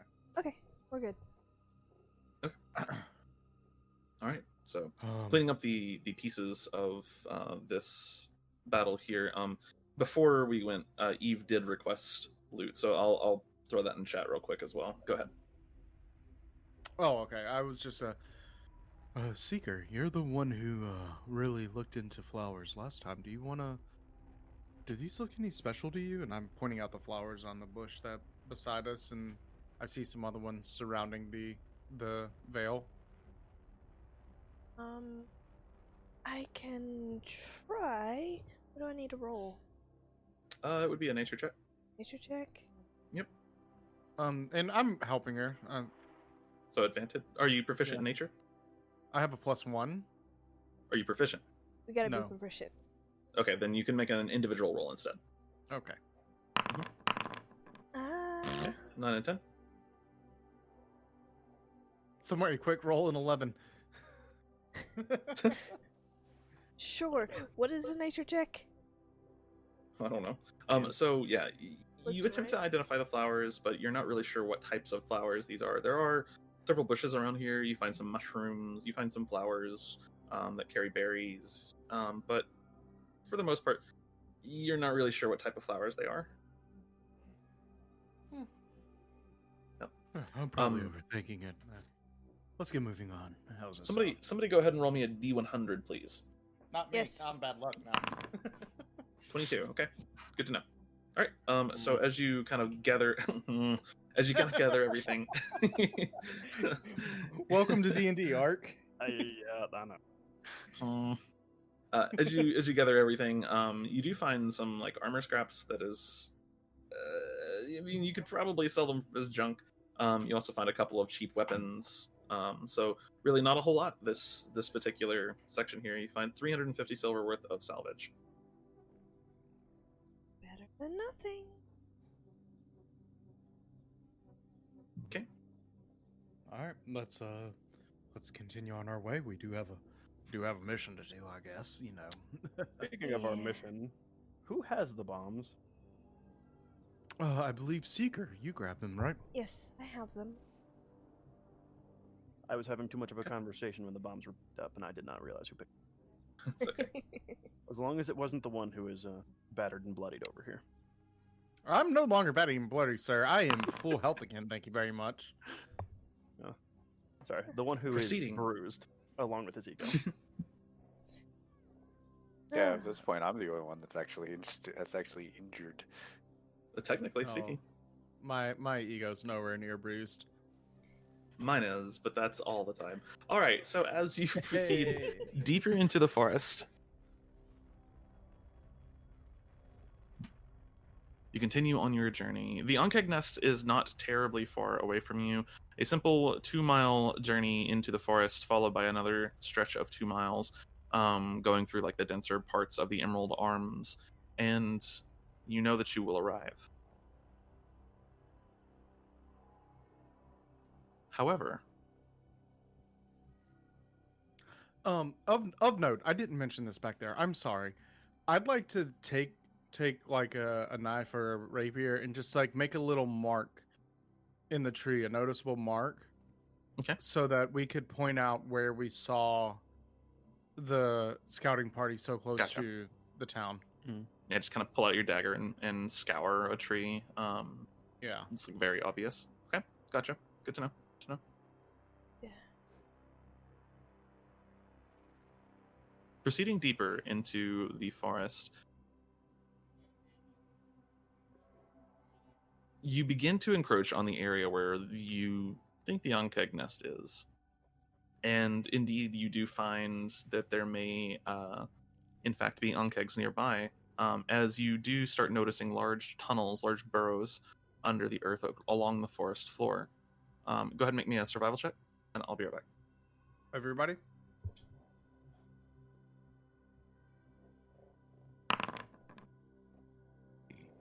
Excuse me. I think you're doing good. Would survival be under the attributes tab?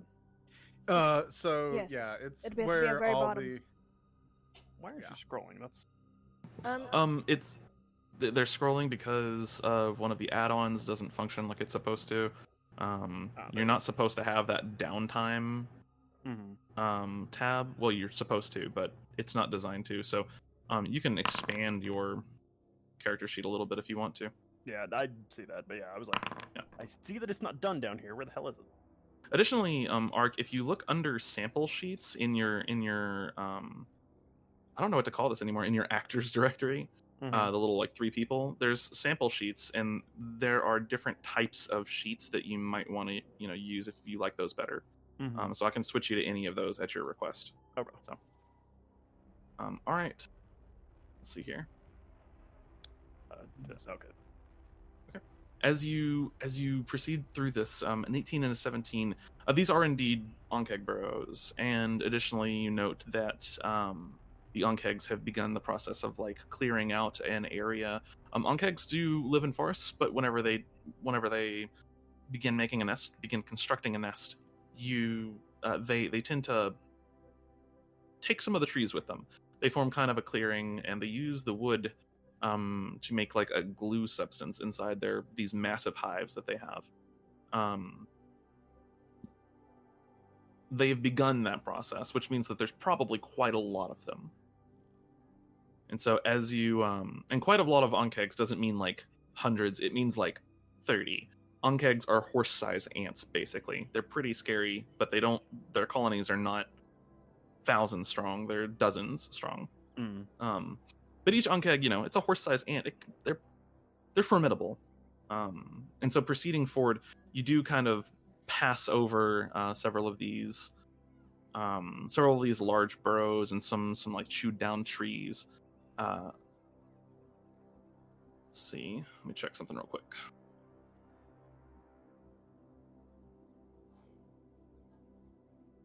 Yeah, that'll work. Okay.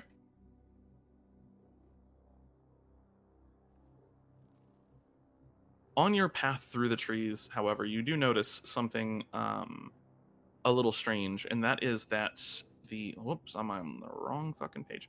And that is that the several of these chopped down trees are still laying about. You also find on your journey, thanks to your higher survival checks and being able to track a little bit more, a corpse of some kind. This is not an Ankheg corpse or an undead or even a human. This is some contraption. It's created from metal and maybe flesh. And as you approach it, it's just been left out. You can see that the flesh at this point hasn't rotted at all, and so it's probably synthetic, whatever it is. The metal of this creature, of this corpse that you found, is slightly patinaed, which means it's been out here for several days at least. And you do. This is a warforge. So as you approach it, this is not a warforge. You can tell that immediately. But anybody that wants to try to identify the corpse can go ahead and make me a. This would be a Arcana or Religion check. It's your choice. And then with proficiency, I've got advantage, right? No, proficiency just lets you add your proficiency bonus, so you just roll normal. Okay. I got it. Mm-hmm. Proficiency is better than advantage. All right then. All right, we don't know. I'm fucking clueless, apparently. Wow. You know what? Let's Hmm. actually give a call because backstory. God damn it. God damn it. Call, you know what this is. The mechanical engineer in the party has no idea, but the fighter does. Because backstory. Listen, yeah, because backstory. This is a fairly unique contraption, anyways. Give me 1 second here.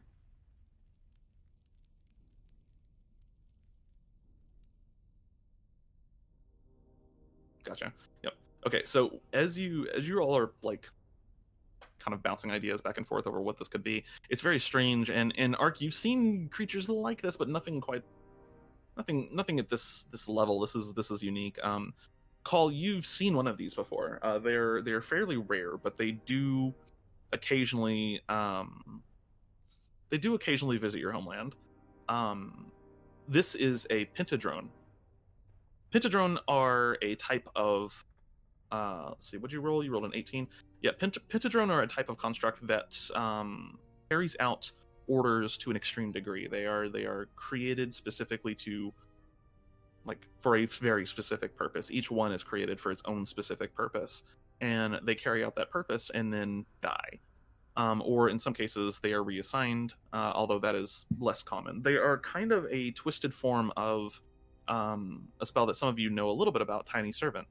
Although in this case, this one's much larger. Pinadrones are pretty ferocious, and they are large, they are bulky, and they really don't stop, at anything to get their task done. This is a Pinadrone, and they're extremely rare, so it's ridiculously unusual to find one out in the open.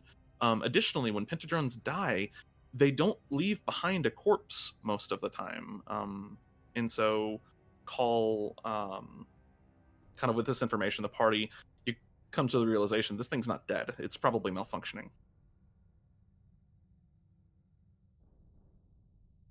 All right, yeah. So let's kind of look over it from rather than then kind of relay that information to be like, it's not dead. And you said it's similar, like a biomechanical-ish construct, right? Yeah, it is. Mm-hmm. Can I investigate it further to figure out what is malfunctioning about it? Sure. Do you have a set of Tinker's tools? Got something. I know you have feel Smith's like tools. I don't know if you have Tinker's Tinker's.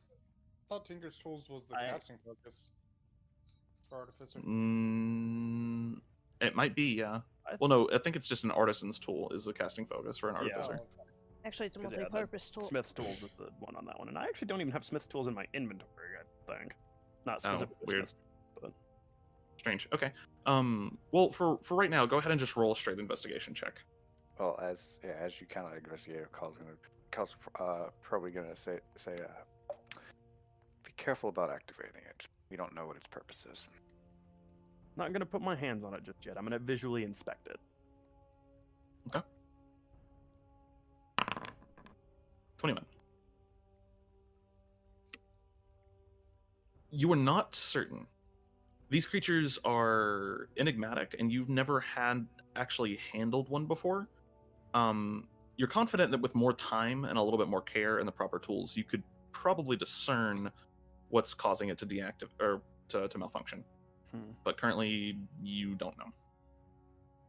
So, Carl, as far as your knowledge of these go, if we wanted to take it back with us, is there any way you would recommend binding it to keep it from getting And loose? I would pipe in, yeah, I'm not sure we want to do that, because if this thing goes as crazy as you mentioned it goes, Carl, if it goes crazy in town, it could really mess things up. It's not a matter of going crazy. It's simply a matter of it Well, wanting to yeah, do its task. If we restrain it, it's going to have to be enough to restrain it. But I don't know what it would necessarily be to do that. They're not exactly commonplace. And I've only seen a handful of them. Myself, and I cannot remember the name of our character off the top of my head, Mel. could benefit quite heavily dismantling it. But if you think it is wiser to leave it here than to risk bringing it closer, I will defer to your judgment as the one with any experience with it. Most experience I've seen is through books and offhand. Well, Anytime if you do want to tinker it, it's probably going to be with someone who with more experience in magical arts. There are a few crazy mages that would be willing to help with that. I'm certain. As some of you just picture the flames outside of Wit's tent and think about the word help there. There's a particular alchemist that comes to mind. Yes. I And do you know, have some rope to that's- tie it to someone's back if they want. This thing probably weighs about 130 pounds, isn't it? No, Yeah. It's that's big. more than my intelligence-based tank can carry. Oh god, I forgot you're in based. I'm an int-based tank. Yeah, I forgot about that. I think I'm technically even overweight at the moment with all the extra supplies and whatnot. No. Aren't they at Oh, you are 145? slightly encumbered, actually. You are slightly encumbered. Uh-oh. Do you need torches? No, probably not. At least not at the moment. We'll ignore it for now. You'll have to fix that later, though. I didn't. You're at 145 out of 120. Yeah, I will. Yeah. Mark It's okay. 10 down next time. All good. Gosh, I didn't even think about that. You're Yeah, fucking. I didn't either, but yeah, no, I'm gonna look through your features while y'all are talking. I think you have something that fixes that for you. I would. Well, I have an 8 to strength, so I'm not carrying it. I guess that leaves it up to Kyle. Can you carry it? I mean, dragging it, if we're gonna like doing it, that basically doubles what it is. Because like I can drag 390. Mm-hmm. True. Well, I would say for now we just mark where it is in some fashion, and we revisit taking it back with us on the way home. Smart move. Dragging that thing while finishing our task, more of a hindrance than it. Yeah, I would agree with that. I would agree with I that. thought we were gonna take it with. I mean, the pursuit of knowledge. I would love to take it with us, but we'll have to come back and hope it's still here. Maybe that's what our skeletons were looking for. You know, that's actually That might be a good astute observation. Hmm. So it might be worth taking. Come back. We should probably cover it up or something. Yeah, it would be advisable to at least attempt to hide it. Throw it in a bush or something, or if anyone's got a tarp, tent materials, etc.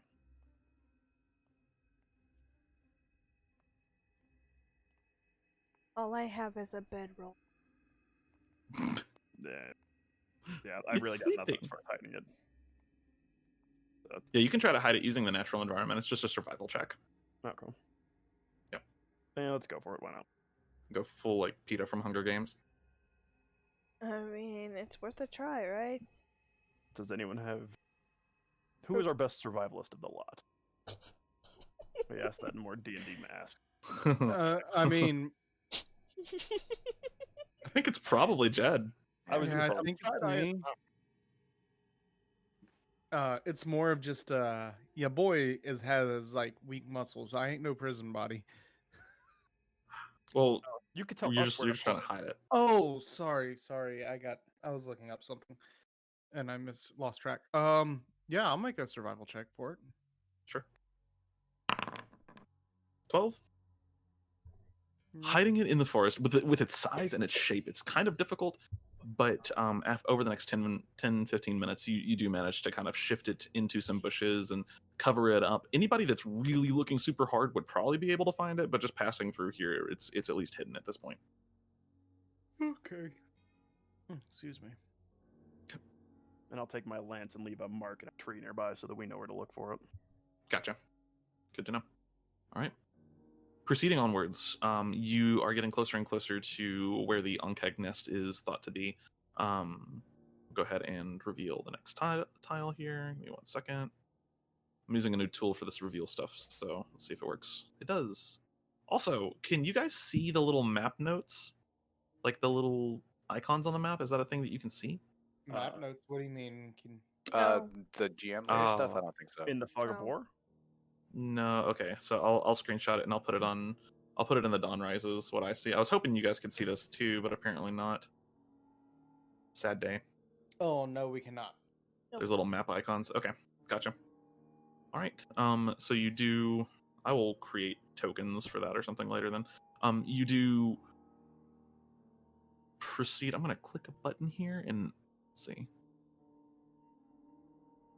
you see it now? Nope. No, No. we do not. Fuck. Okay, I'm the saddest. Maybe we could refresh, but I doubt that would help. Well, maybe. Hold on. I just want to see if I can make these work real quick. We'll say Traveler's Rest. Configure permissions. Do you see it now? No. We Alright, see fuck the it. one for Traveler's Rest. Yes. I do You not. do? Yeah. I don't. I do not. Whoa. Right. Okay. Right where everybody's the tile to the direct Down at the south bottom of it. under the town. Yeah. I see like little white houses and Yeah, I got nothing. I got nothing. Weird. Okay. I'll continue experimenting with that later. It's not super important yet. So, all right. That's fine. Continuing in, you finally reach a point where the trees have mostly been taken down around this area. Those of you pretty well versed in survival and in nature, this is like telltale signs that there's an Ankheg nest here. I mean, it's immediately obvious. You can see the burrows as well. They're like mole holes that have been made by creatures that are 10 feet wide. And so these burrows are really dangerous. As you're kind of proceeding through this area, you stay pretty far clear of the burrows because Ankhegs are known to hide within them and then pounce on prey as it wanders by like a trapdoor spider. What's the D12 for? Oh, me rolling my dice. Okay, gotcha. Good to know. Continuing in, you do see for a moment an Ankheg, and you kind of like skirt and avoid it a little bit. It seems to be a sentry of some kind. As you try to kind of move around it, I need you all to roll me a stealth check, please. And Arc, yours is at disadvantage. It isn't Call's also at disadvantage. Is Call wearing? I don't think Call's wearing heavy armor. No, I Buzz thought doesn't there wear was- armor. I thought there was two Yeah. of us that had disadvantage last time. Oh, right then. I don't think so. That's what I expected. Okay. Stealth check. That's okay. That's okay. It's a group stealth check. That's why group checks Frey did a exist. crit. So let's see here. That is an average of 14.6 rounded up is 15. Average of 15. You managed to, the group as a whole manages to sneak past this Ankheg sentry. You know that the sentries are kind of dangerous because if they do spot you, then suddenly you have 30 Ankhegs on top of you, and as you're walking through, Arc, you're so heavy that your footfalls are almost impossible to silence. It's as you're just walking along like the damp-ish forest floor. It's a very loud sound. Fortunately, Ankheg's hearing isn't fantastic. They mostly work through scent. So, you manage to sneak around this Ankheg sentry, and as you do so, you actually find yourselves kind of walking into a large clearing. And unmistakably, in this instance, you see this huge, just brown and gray and black mud ball that is the telltale entrance of an Ankheg nest. You see there's many holes within it as well. And additionally, you see a few smaller, younger Ankhegs, like really tiny Ankhegs, kind of scurrying about its entrance. You know that the younglings typically live closer to the surface. And there's probably a good, like, I don't know, 30 or 40 of them. There's quite a few smaller ones. No sign of any bigger ones right now.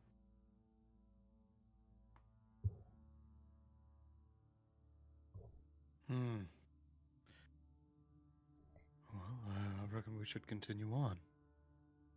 How close are we? It again? From this area, you don't have a lot of tree cover between you and it because they've built all the trees. But you're about 60 or 70 feet from it. At this range, you could try to get an explosive inside there, but it would be really difficult to do so.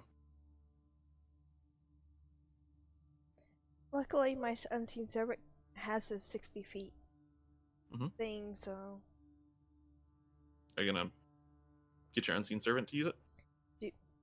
do we blow it up now or wait? Well, we need to find the other ones first, right? Like, Yeah. I'd argue that making a blast is not the best way to start a fight. Unless, obviously. No, we're there's getting all of our only enemies. one entrance to an Ankheg hive. oh, I thought there's Mm-mm. three. Okay. No, they gave you 3 explosives because that's what's needed to get the job done. Get the Basically, it's job done. overkill. Okay. Yeah. I got you. It's in case you fuck up twice. Mhm. Just in case the person in the second blast doesn't work, we'll get him with the third one. You ever gone fishing with those? God. No. Oh my gosh. No, because that's animal cruelty. But I've always jokingly thought about it. Listen, There's a particular movie that involves it. oh my god. I don't remember the name of the movie, but I know that it's a scene in a movie. It's not. I keep thinking of Bill and Ted, but it's not Bill and Ted. It's Mhm. God, what is that fucking movie that you're talking about? It's the rednecks and they're is it not Evil? No, it's not Evil Dead. Are you thinking of Oh, what is that movie? It's a slightly more serious movie. It's a very light scene in a serious movie. No, Ren is thinking. Oh, I'm thinking of a and different one. You're thinking of and you made me blank on it because I dressed up as one of the main characters from the movie. Oh god. I'm thinking of a comedy where they find these 2 rednecks and they're like the rednecks chase them through the woods and it's like a fake horror movie. I can't remember what it's called. Yeah, I love this movie, and I would have told you what it was until you were like, "Oh, what is it?" Yeah, see, I'm thinking of a much more serious movie that Oh, okay. I think has like Tucker and Dale versus Evil. There we go. Yes. Thank you. That's, Sorry for the loud clap. Because I dressed up as Tucker. Okay. I dressed up as Tucker for Halloween one year. God. It's excellent. Because I That's look such a good just movie. like him. I look just like him. All right. I definitely think we should potentially observe our surroundings a little better before setting off a blast inside the hive.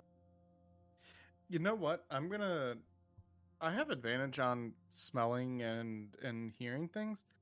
I'm assuming bugs don't really smell like much, but I'm gonna listen like real close to see if we can discern, um, like how many are in there. If I hear any rustle in the trees behind us, that might. Too say bad you're that not a there's ranger someone right around. now. You could just spend a spell slot and get that information exactly. Yeah, I know.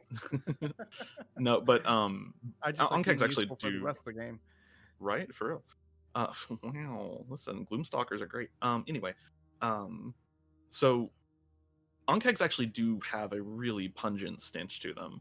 Oh, okay. Yeah, they do. Their fecal matter has a very particular smell, and you guys rolled fairly high on some survival checks and nature checks for Ankegs earlier.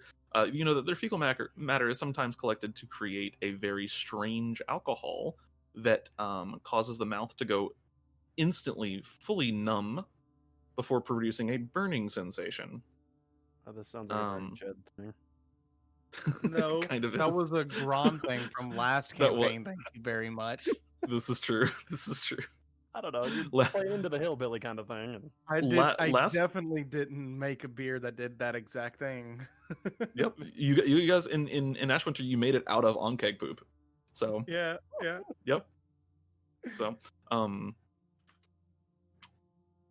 they do smell quite pungent. You can roll a perception check if you would like to try to detect that particular odor, and based off Okay. its strength, you can roll a survival or a nature check to see if you can gather how many might be nearby. Perception with advantage. Why? oh, was you just doing it him or? No, Oh, we did it you at can- the same time. Anybody can. Okay, gotcha. So yeah, it's difficult in this case. You're having trouble picking up useful information in the myriad of things that you're smelling right now, especially considering your sense of we're smell in is the fairly middle of the strong. woods. Yeah. Yeah, you're in the middle of the woods, and there are flowers everywhere in these woods, and it's like pollen city in here. So you actually just kind of like sneeze lightly. Seeker and Arc, you also both are having trouble really picking out any useful information. I guess, does a Warforged even have a nose? You can smell, yes. Warforged are technically alive, and that you are technically created out of living material. So I gotcha. you're living metal. Oh, okay. Yep. I don't know the full lore behind Originally, them, so. in original Warforge were created out of a very particular type of wood that was alive. I do But- remember reading about that. So yeah, you guys are having a tough time trying to figure out exactly how many Ankegs might be nearby.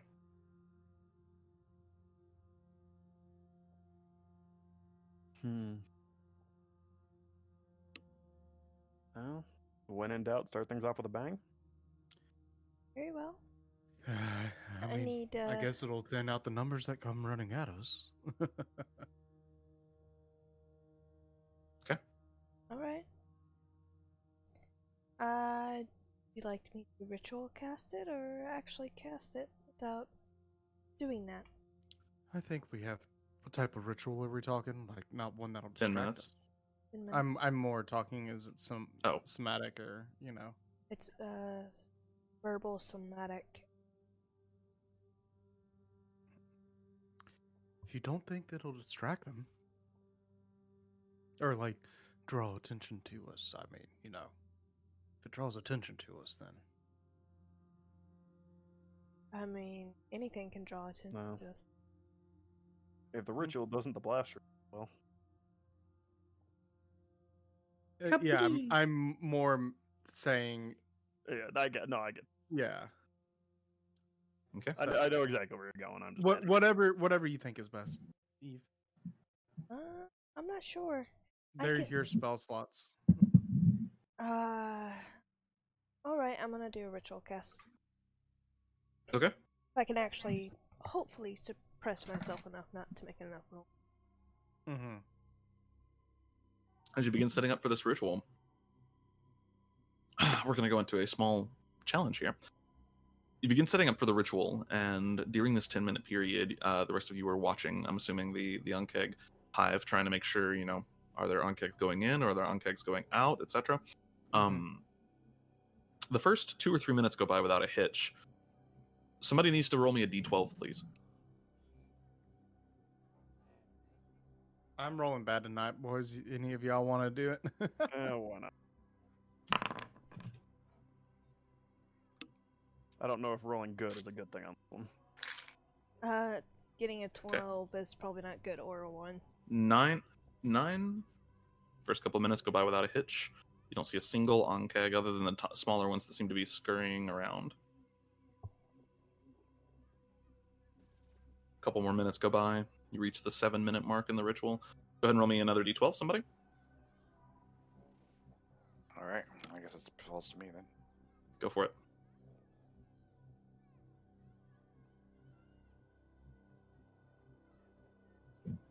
That's just -R, right? It's /R space 1d12. All right.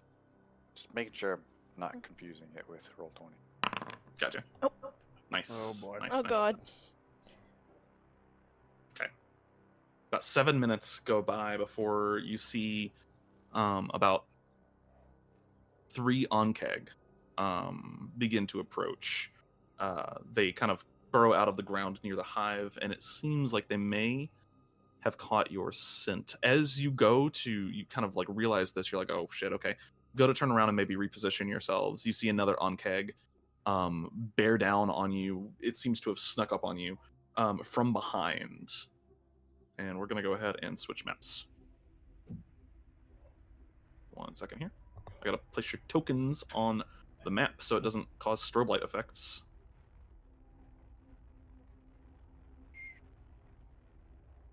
Wait, hold on. That's not the...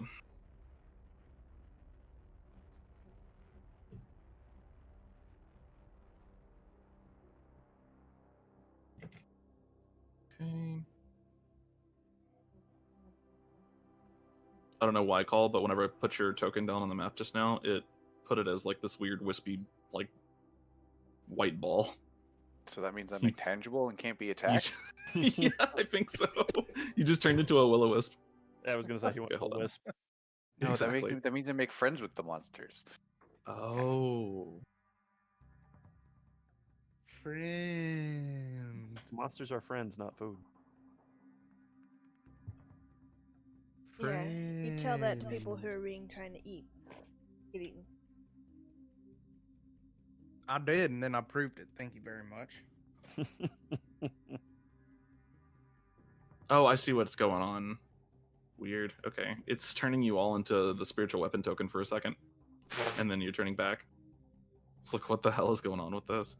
Alright, so that's 1, 2, 3, 4, 5. That's all. That's everybody. Okay, I'm going to activate the map.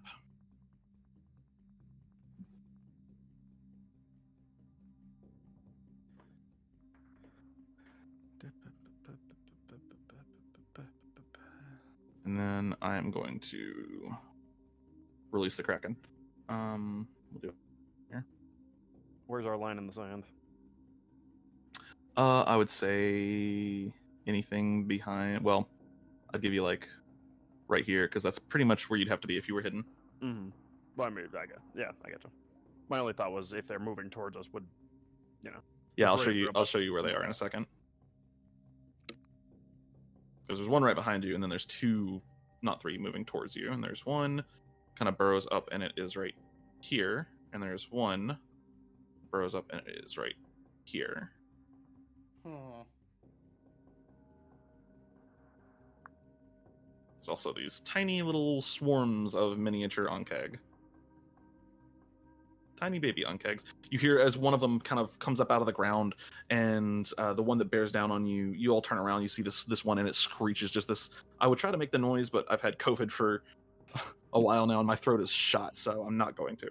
But it don't screeches like this loud, awful, just terrible sound, and you see the smaller Ankegs, the babies, actually begin scurrying towards you as well. Probably like 30 of them. Okay, and you can move yourselves kind of within that line right there. Just generally, like, I had you under the plant just because that's where you have to be. But you I can move would- anywhere within there. Yeah, I would have went back to immediately attack the one behind us. Yeah, Okay, gotcha. I'll pick myself up. Instinctively. Northernmore one or uppermost. So And then go ahead and get me. Well, hold on. There we go. Go ahead and get me some initiative rolls. all right. Guess I'm going last.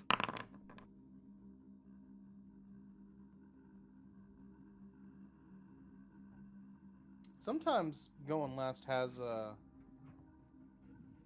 its benefits. And that's Especially as a spellcaster. that's very fair. Unfortunately, you are not the type that has its benefits. I'm the tanky type, not the blowing things up. Yet. Yet. There's gonna be some bang at some point. I said a bang, a bang, a bang, da-da-da.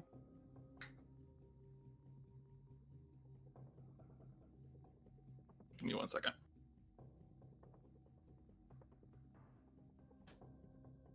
So the real question now is, are we going to try to force this or no?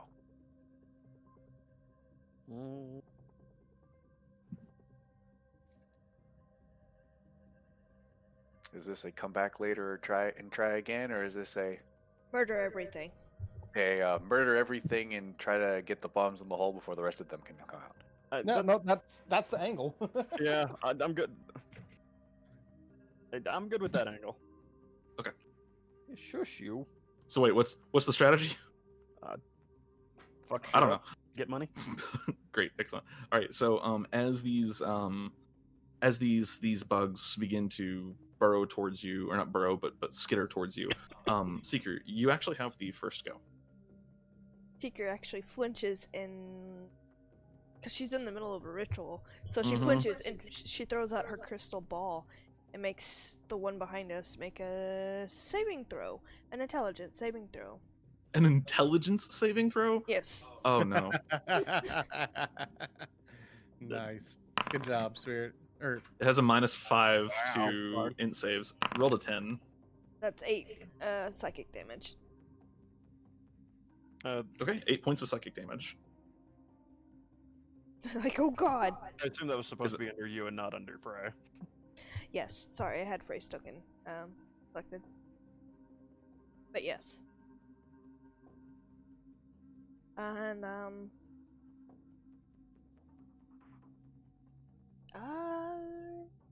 shit. It's right on me, so I guess I'll make a weapon attack. No. Yeah. Knowing action. Bonus action. Okay. Stowing Bestowing is a bonus action. is a bonus action, yeah. So just Oh. gonna dagger attack it. Just whip out. Hey, that's a hit. Like, The bard goes stab. I call real well. stab. Did you just like suddenly you kind of hold out your crystal ball, and the spirit that you've had kind of circling you for a little while just inhabits this Ankheg for a second. It screeches and stops kind of bearing down on you, and then you just, while it's like paralyzed for just a brief moment, you just whip out your dagger and try to stab it. You get a little bit into the chitin, but these things are heavily armored. Is that the end of your turn? Yes. I Okay, can't gotcha. move. Also, I almost called you spirit because you're a spirit bard. that's I did call her Spirit. I You know. did. Spirit Bard. I heard it and I was like, all right, call it's now your turn. All right, so recognizing this man is the. Oh no. Oh, it's because I don't have the. There we go. All right.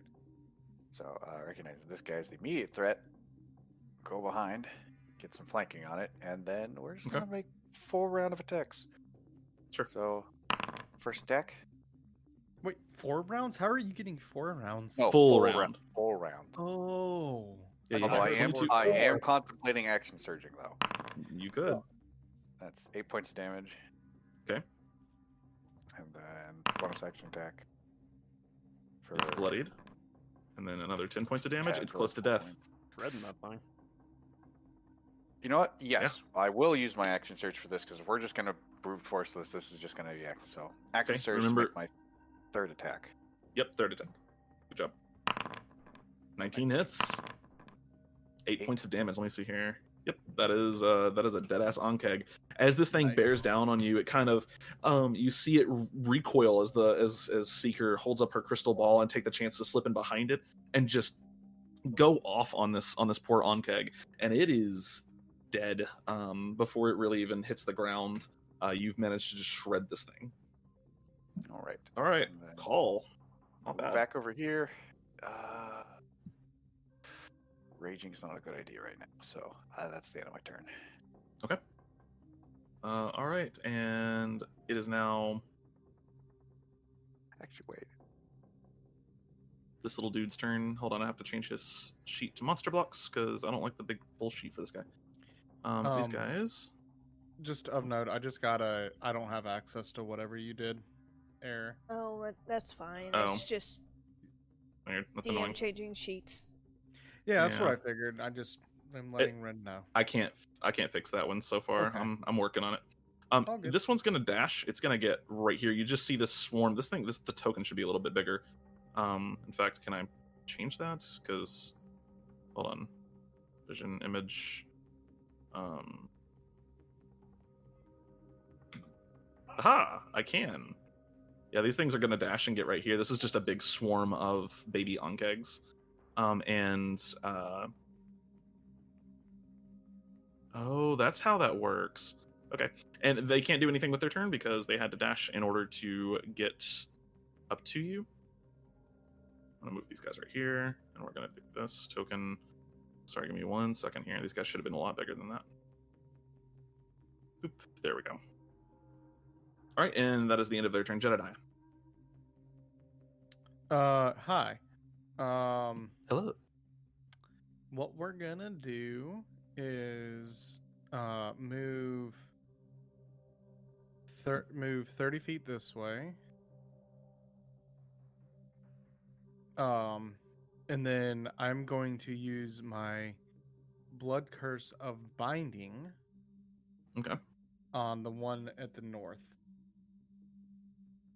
Okay. And Gotcha. I am amplifying it, so I need to take a This one over here? D4. Okay.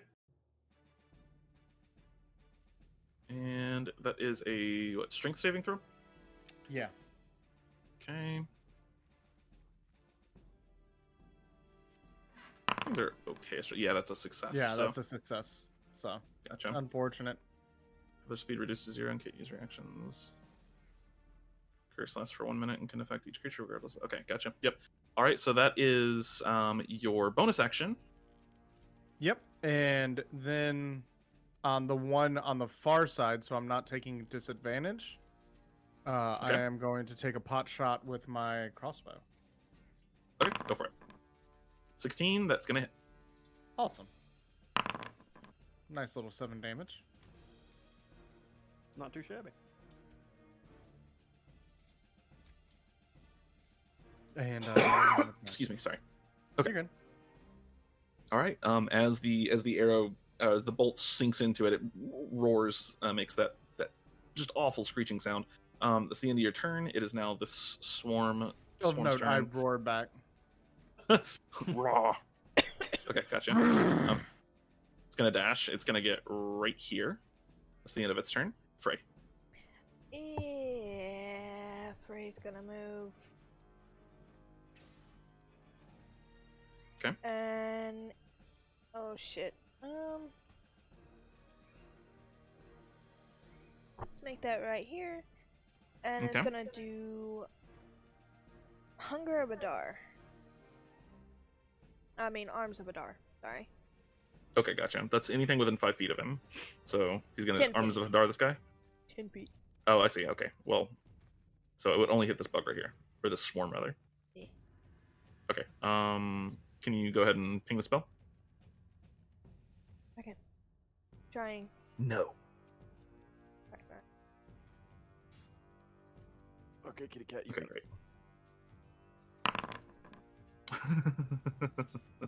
great. That's a failure.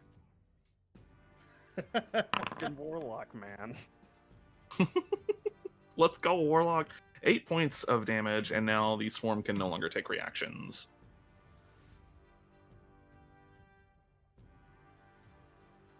Is it really a strength saving throw? It is. I thought it was a dex save for some reason.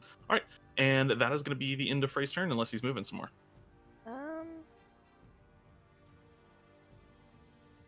Yeah, he's gonna move back here. Okay. He moved there so Gotcha. he wouldn't hit people. I got you. He like moves back into the brush. It is now this Ankheg's turn.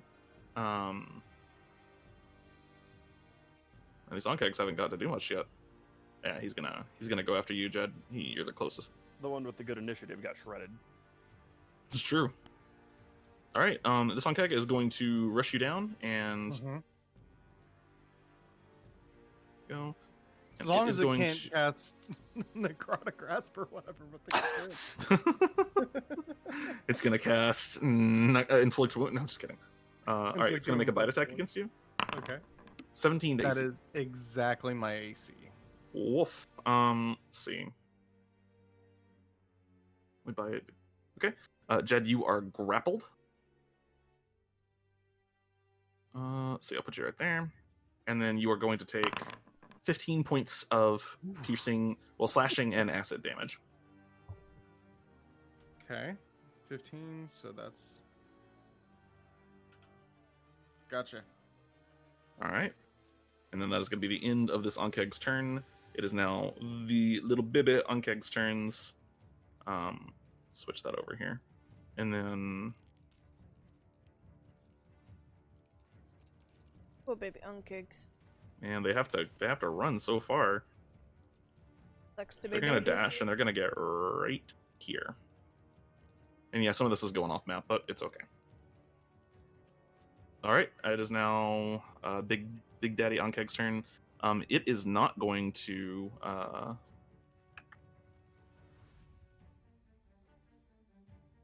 30. Okay. 13.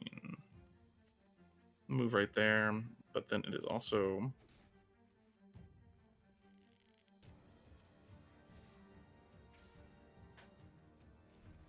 It's gonna have some trouble doing this, I think. Because it can't. Yeah, nope, that would hit the little ones. Fuck it, it's gonna do it anyway. Alright, this Ankheg is going to use its acid spray. I need Arc and Seeker to go ahead and make me a dexterity saving throw.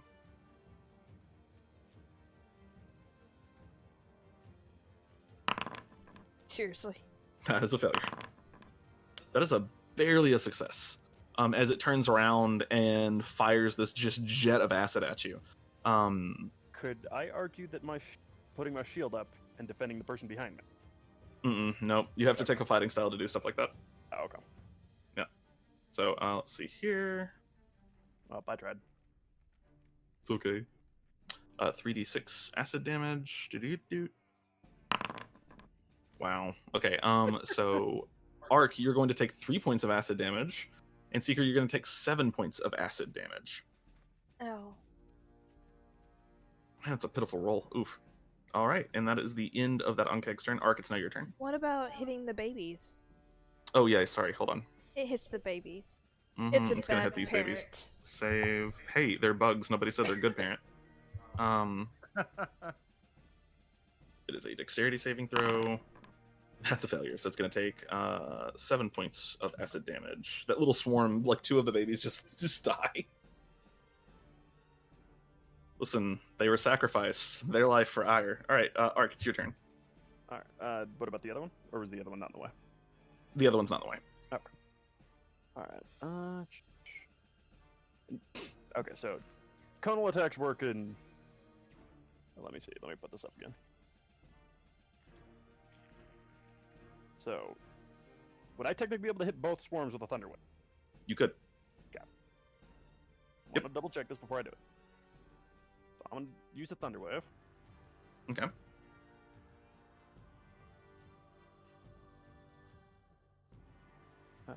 That'll work. How the heck All is right, that and over my that- character? don't know. It is a Constitution save. Okay. Yeah, they both fail. So go ahead and roll damage. 9 points of damage. And then this one is just obliterated as the echoing vibration of the thunder wave itself kind of ripples through. Many of these bugs are just squished, essentially. This one is still kicking, but it is hurt. And if I'm not mistaken, it's jettisoned several feet back. Yeah, it's pushed 10 feet away from 10 feet. So 5. So swarming Jed. Right here. Yeah. Jed, you're just covered in bugs right now. Like Ankheg's. Well, I guess you're not covered because they're like the size of like a cat, but covered in that. you could. Like 2 Ankheg's just like latch onto your leg. All right. Arc, is that the end of your turn? I think this is a bonus. Where are you at?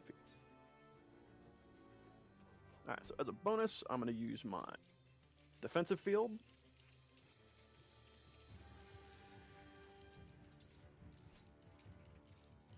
You just basically gain 3 extra HP. Okay, gotcha. You just kind of self-repair for a moment and nullify the acid damage that just coated you. All right, Seeker. Yeah, I'm gonna bane every last one of them. Okay. Because Oh, I'm sorry. It's the top of the round.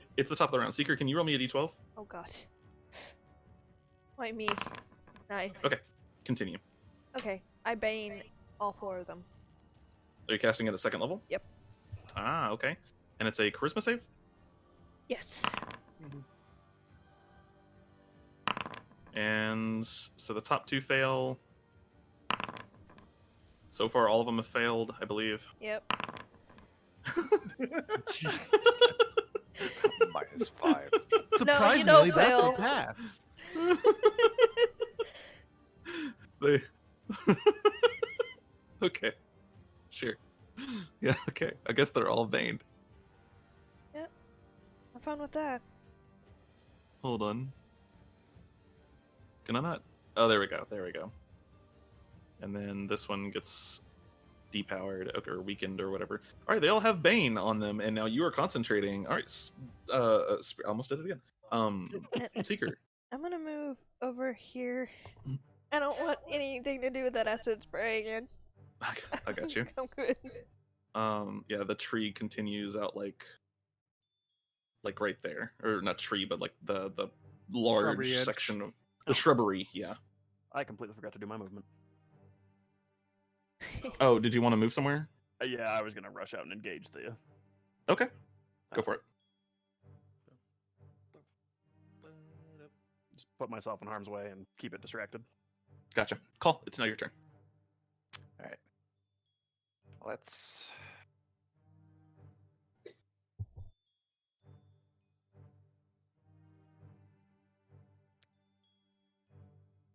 go here and try to remove this man from the initiative. Do it. Do it. So I like how none of the swarms have gotten to attack yet. Poor swarms. Well, one got obliterated by a shockwave. And a little... Right. normal attack. 21 hit. Do it. 21 definitely hits.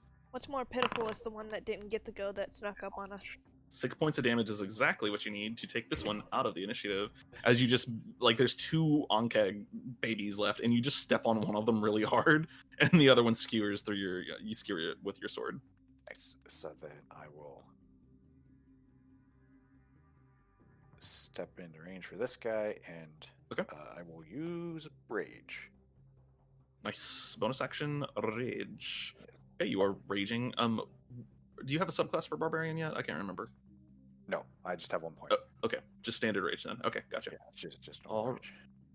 Gotcha. All right. Is that the end of your turn? Yeah, yes it is. Perfect. You all just kind of watch, just call. Your rage is like a focused rage, right? Yes, it's a focused rage. Gotcha. It's a focus. It's Okay. more like, yeah, it's more like a battle focus, like just getting into the swing of things rather than I get you. normal rage, which is just wild and all over the place. Like a blade song. All right. Yeah. All right, Jedediah, it's now your turn. Hey, Cool. You said I'm grappled, right? So You are can't grappled move, currently. but I can speed is still 0. mess with them. Yeah. Correct. Cool. So I'm gonna grab the sword off the back of my back, and you notice when he pulls it, like some blood goes flying, and then electricity starts going everywhere. Okay. And we're gonna. Bonus action, right? Yeah, that's a bonus action. So we're gonna take our rapier attack. Don't forget, you take 1d4 damage. Yeah. I take 2 points. Okay. And the 18 definitely hits. Cool. Oof. 11 points of damage. Is that including your right? I don't think it is. It is not. No. It is not. Here you So go. nice. 15 points of damage to the Ankheg as the blood just kind of spatters along. You see the blade arcing with lightning. Not bad. Not a bad hit at all. No. We're gonna take it. All right. Is that the end of your turn? That'll be the end of my turn. Excellent. Frey. Let's Do have a something. not useless turn. I mean, he used Arms of Hadar and hit with Arms of Hadar last turn. Yeah. It's true. fair. True. He has done 2 turns worth of damage in like 8. I mean, I could do another Arms of Adar. Well, remember, he also has nothing else useful. Never mind. Nothing else useful. Wait a minute, isn't he Bane too? What does Bane do again? That's just advantage. Never mind. Oh, No. yeah. Bane makes it. Gives He sucks at rolls. Yeah. Yeah. Subtract Yeah, yeah, 1d4. All right. What's Frey doing? Mhm. He's in melee range, so Eldritch Blast would be at disadvantage. Keep that in mind. Even on the ones that are far away from him? Correct. Gotcha. If you're within 5 feet of an enemy and you try to make a ranged attack, you have disadvantage on the ranged attacks. Unless that enemy happens to have a ranged weapon. How smart are these fuckers? The babies. Probably not brilliant. Could he do an illusion of an Ankheg? With You silent can try. image? You're more than welcome to try. He's got a lot of illusion magic. I will try it with silent illusion. Why not? What's the effect you're trying to go for here? Just like it suddenly looks like an Ankheg that they're attacking. Okay. Trying to disguise himself. Yeah. Okay. Sure. We'll do an int save. Since it's an illusion. That's a -2. I'm pretty sure his spell DC is at least higher than 1. Yes. And so as he coats himself in this illusion of it looks like just a big Ankheg, they all get really confused and begin kind of stepping away. I will count this as, I'm assuming this was his silent image. Yes. Yeah. I'll count this as a halt command. He's now concentrating. Yeah. It is now the Ankheg's turn, and it is currently grappling you, which means it can only attack you.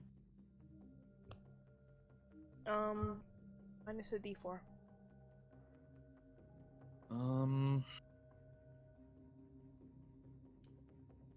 Could use its acid spray.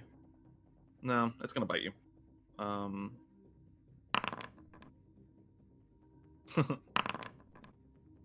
Hey Jed, I don't think a 7 hits your AC, does it? No. Okay. All right. That is the end of the Ankheg's turn. It is now the swarm of insects. They are going to,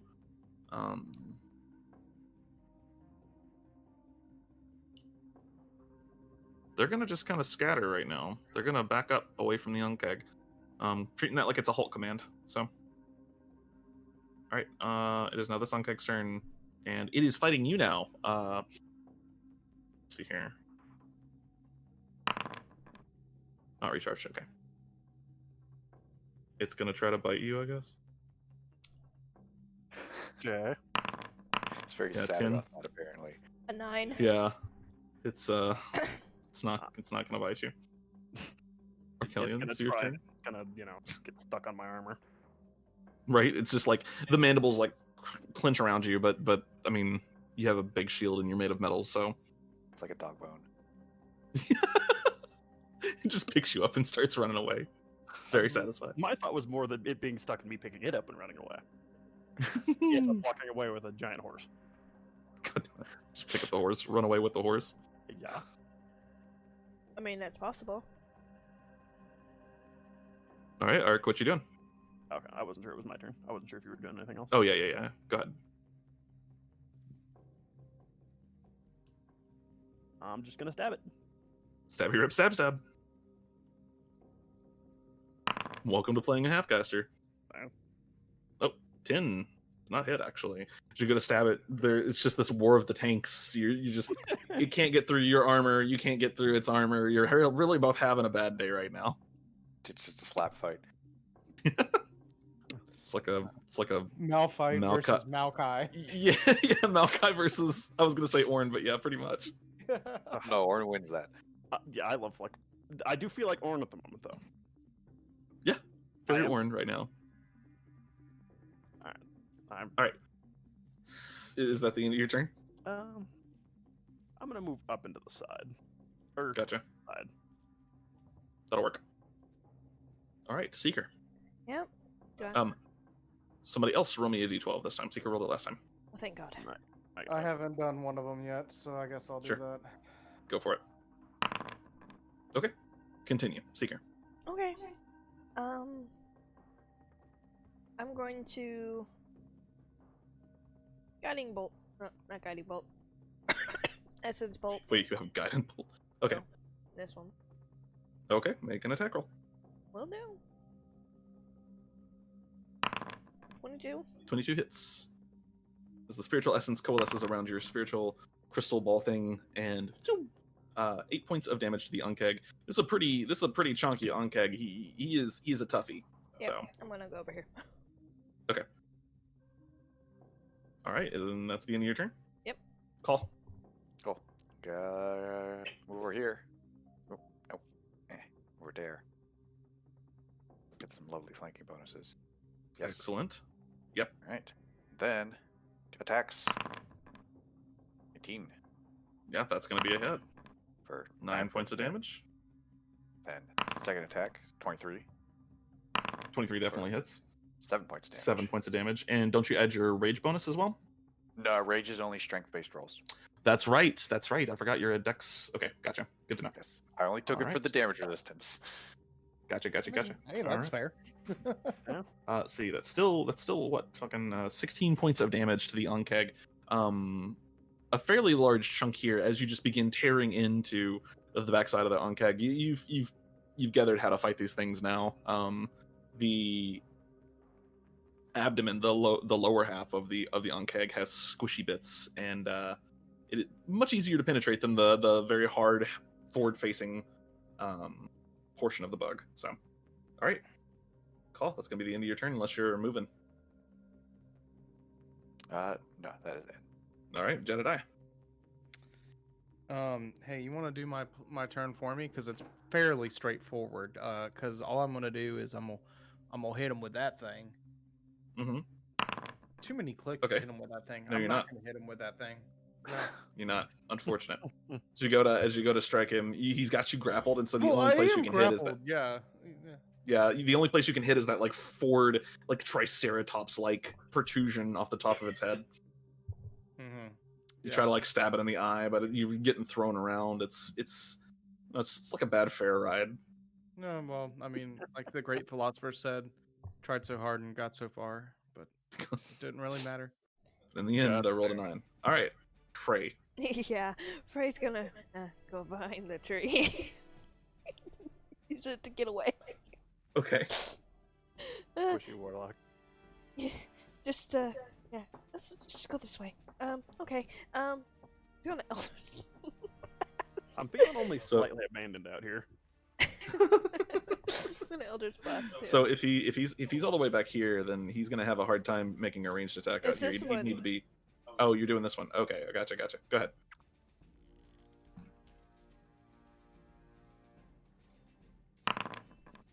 $14 just hits.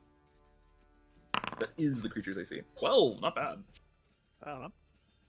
Look, he finally did something. However, it is still alive. It is close to death at this point, but it is definitely still alive. Can I take the reaction to headbutt it for its last 1 HP?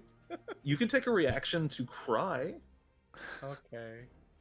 That would be an appropriate reaction in this response. If you headbutt it, you can go ahead and try to headbutt it, but if you miss, you take double damage. All right, Frey, is that the end of your turn? Yeah. I Okay. hadn't said I wasn't doing it yet. Fine. I was heavily considering it. You just headbutt it and give yourself a concussion. I mean, I feel like that is the end scenario here, whether or not he succeeds in killing it with the headbutt. That's true. That's true. Well, it's still alive right now, and it is gonna bite you, Jedediah. Although it's getting fucking stomped on by Call behind it right now, and so maybe it's not. Still grappled, so it can only attack it, correct? It can release the grapple whenever it wants. Oh, okay. Yeah.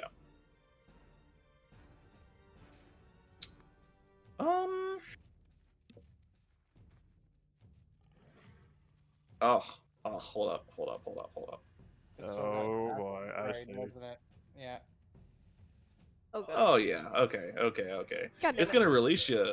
It's gonna release you, Jedediah, and it is going to Hold on. Mistakes were made. The warlock fucked up again. The warlock is not fucked up. Is the warlock Wait, outside hold range? on. I don't. Yeah, I think so. I don't like these templates. These are annoying. No, the warlock is definitely within range. See, the template said he wasn't, but he definitely is. Mhm. All right, so he's gonna go ahead and this Ankheg's gonna make a acid spray attack.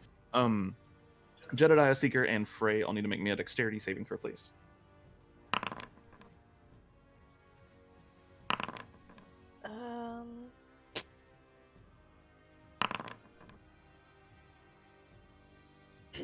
See, Seeker, that's a fail. Jedediah, that's a success. Frey, that's a fail. So, Frey and Seeker will take the full 8 points of damage. Jedediah, you will take 4. Wait, what? Wait, Why? second. Third. Healing. Okay, yeah. right. Okay. Anyways, so yeah, that is going to be the end of the Ankheg's turn. It is now the swarm of insects' turn. With the larger Ankheg disappeared.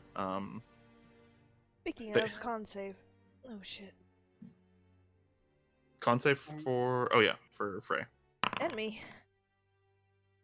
Their bane is gone. Their bane is gone. They are unbaned. Bum, bum, bum.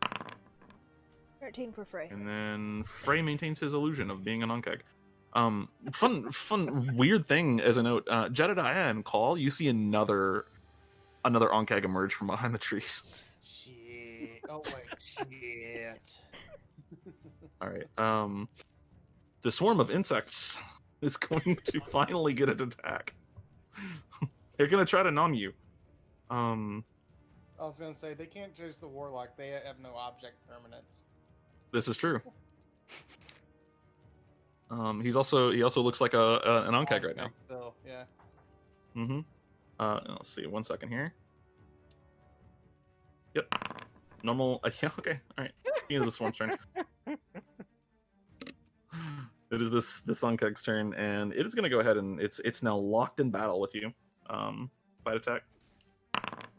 13. Not going to hit. I don't think. Nothing. Arc. Your turn. Alright. You know what? I'm gonna go. I'm targeted on Frey. That's not what I want. There. Alright. I'm gonna give it another Thunder Wave. Okay.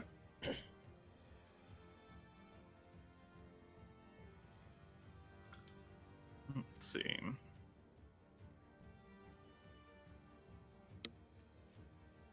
And that is a Constitution save. That's right. Uh-oh. My headphone's dying. Hold on. So they both fail it, unfortunately for them. Go ahead and roll damage. Yeah. 12 fucking points of damage off at 2d8. That's not bad at all. 12 points of damage to this guy, and 12 points of damage to this guy. Neither of them is bloodied yet, but That Sorry. swarm was tankier than I was expecting it to be. they are. It was 10 feet. Let's see. Yep, 10 feet right here, and then 5, 10 right here. As they both just get blown backwards by your thunder wave here. Not bad. And then I'm gonna take the movement and re-engage the Ankheg. Nice. is it just like is scorched along, or not scorched, but just thrown along the ground on its back. It kind of quickly springs back up, only to kind of find you in its face. Seeker, top of the round. Somebody roll me a d12, please. I'm gonna do it since Tygger, rolled us a 12 last Sure. time. I was getting so lucky. Seeker, it's your turn. Ow. Don't like my luck with RNGesus. I'm gonna go over here. I'm gonna essence. Actually, no. Fuck this shit. I'm going to bonus action healing word myself. Okay. At level 2. Okay.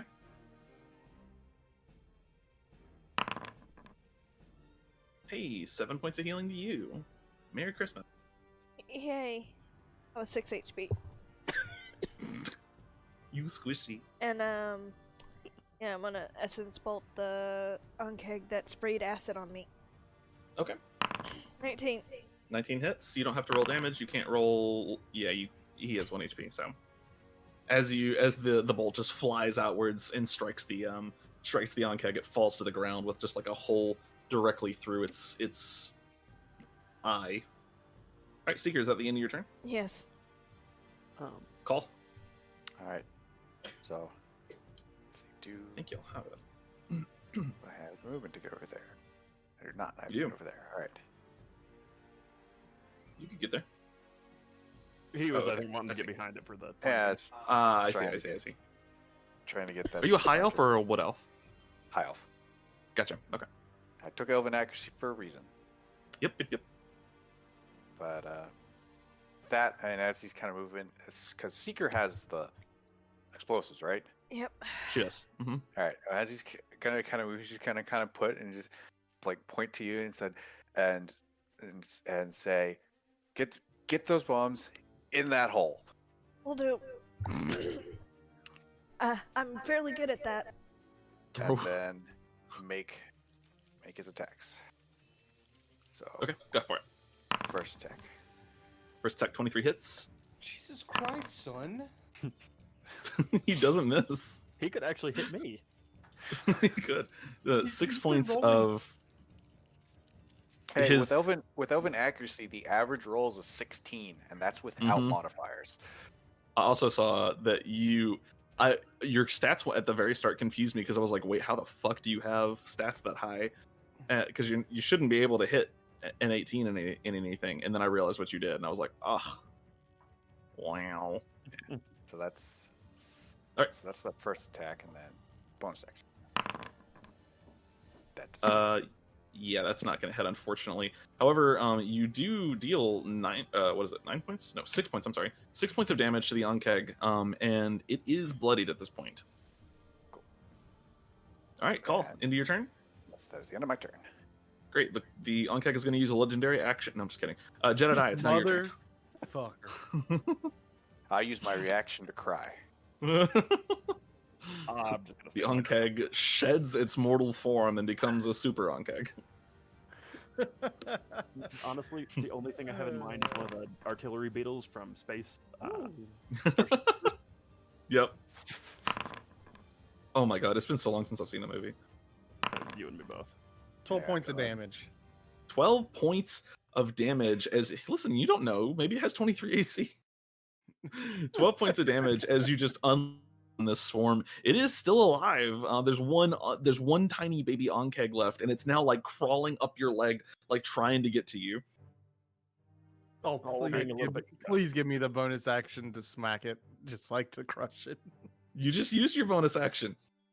No, I didn't. Oh wait, you didn't? No.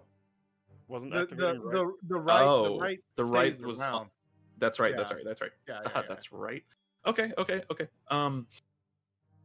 Sure, you get a bonus action attack because it's crawling Okay. up your leg.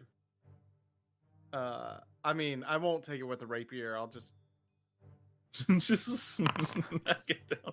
Yeah, Yeah. 8 doesn't hit. You're like trying to Yeah. like brush it off you. It's like a moment of panic, just like, oh god. Well, I'm imagining like stabbing through your leg, trying to stab the fuck We just should Uh, picture the baby Ankheg should just be pictured like Conchu. God Oh damn God! Please no. As a lance user, I know the pain. It's not as bad as if you wield a greatsword. Frey. There's a reason why I use Mind's Eye for everything. You're muted, by the way. Ray's gonna attack this Ankheg. Okay. He would need to move as a note. Yeah. Okay. I'll move Yeah, him. 19 will hit. 7 points of damage. This Ankheg is slowly getting whittled down, but it is still standing. It's still in fighting shape. Is that the end of Frey's turn? Yep. All right. This one tiny fucking Ankheg is gonna bite the shit out of you. Watch it crit or something. Oh fuck you! All right, 11 Don't to even 11 to think hit. that didn't miss. I I was about to say, really don't hoping. you speak that into existence. Listen, if it did crit, it would have done 13 fucking points of damage. I think that would have downed me. Yeah, it would have downed you. Yeah. It just like bites in and hits a femoral artery, and you just fucking die. All right, that is the end of that swarm's turn. The single baby Ankheg's turn. It is now big Ankheg's turn. It's dying. It's gonna, you've heard them calling for help a couple of times now, but nothing's responded so far. It's gonna try to bite the person in front of it. In this case, it's gonna try to bite Arc. So. Yeah, that's a 9, so that's not gonna hit. Once again, I'm just And- shrugging this thing off. Yep. It can't get you. It's a bug. It's gonna run. So you both get attacks of opportunity. Oh boy. Oh, and I'm out of spells too. Ah, rip. Forecaster doing me in. Yeah, 25's definitely gonna hit. That's 7 points from me. 7 points from you. And then, oh no. Oh boy. Oh no. Oh boy. All right, roll damage. 8 points of damage. That's just enough to kill it. It has 7 health. As it turns around and runs, Call, your short sword pierces the abdomen. You pull it backwards really quickly, and you see the lance just go basically straight up its. If it had a spine, it would be a spine, but straight up the back of the Ankheg, and it falls just completely limp. Arc, what are you doing on your turn? Where the one object of my focus this whole game just went away. It's true. It's true. Poor thing. I'm gonna go free Jordan from his bug problem. His little beady. Or wait. It's now like on his shoulder. It's on his back, and he's trying to get it. He's like, "Come here!" Get it off. Get it off. There. I'm gonna go here. Yeah, we'll say you have flanking. And then I'm gonna take a swipe at it with the Sure. lance. 15 hits. 4 points of damage. That's really all you needed. Had 3 health. So, as you walk up and just kind of like clap him really hard on the back, Jordan, you feel a little bit of wet across your back. Or I'm sorry, Jed. Yeah. All right, I'm gonna clap him with the shield. You clap him with the shield. I'm gonna clap him in the back with the shield. And just I don't take any damage from that, do I? No, maybe it does nearly knock you over though. All right, now get those bombs in that hole now, please. Let's Seeker, go. as you're running, you all hear echoing around in the forest these loud shrieks in response to the calls for help that were sent out. Somebody roll me a d12, please. Who's next? Not it. I think everyone else is done but me. I'll Uh-oh. roll it. All right, Iron Jesus, I pray to you all the time. Are you rolling it or am I rolling it, Ty? Nah, I have well to roll. You better hope this thing's like a Burkidios plate. Nice. Nice. They sound pretty far away. So Okay. All right. Yeah, sure. Let's go. There's a reason why Iron Jesus is my one true savior. do it. I see the plan that you're forming. Do it. What are they planning? Oh, never mind. I thought you were planning something. Never mind. I was reading too far into what you just did. No, I'm going to cast Unseen Servant. You just cast it? Yep. Okay. The Unseen Servant appears unseen. I need you to Use a take spiritual these weapon token. bombs and go into Phrasing. there and hit them and explode the nest for me. Okay, listen, I know this sounds crazy, but I need you to take these balls and put them into that hole. Anyway, all right, so it goes directly after your turn. Yes. It has 30 feet of movement. I think everybody should, move away from it. Okay. Who goes right at? In theory, That would be you, Call. Yeah, I do. could the thing move Oh, to Call sorry. and Call throw it in the hole? It's up to y'all how you want to do it. I mean, Trying to throw it unseen- into the holes would be really difficult. You could try it. I think we just take the 2 rounds. All of us pull back to safety and also watch our flank as Seeker Yeah, I have to and stay within her- 60 feet her of the pet. Unseen Servant. handle that. Yeah. Is anybody else challenging that? No. You good with that? Okay, gotcha. So as the Unseen Servant makes its way, it doesn't move very quickly, but it can dash to get there on its turn. Yeah. So it would be able to get right up to that. And as it's doing that, it almost drops one of the balls, but manages to hold on to them. The round cycles through. Are you all moving away? Yeah, I'm Yes, I'm gonna gonna- use my movement to just watch Seeker's back. Yeah, I'm gonna Okay. move Sort of over like- here and actually make a perception check to see if we see any other Ankegs.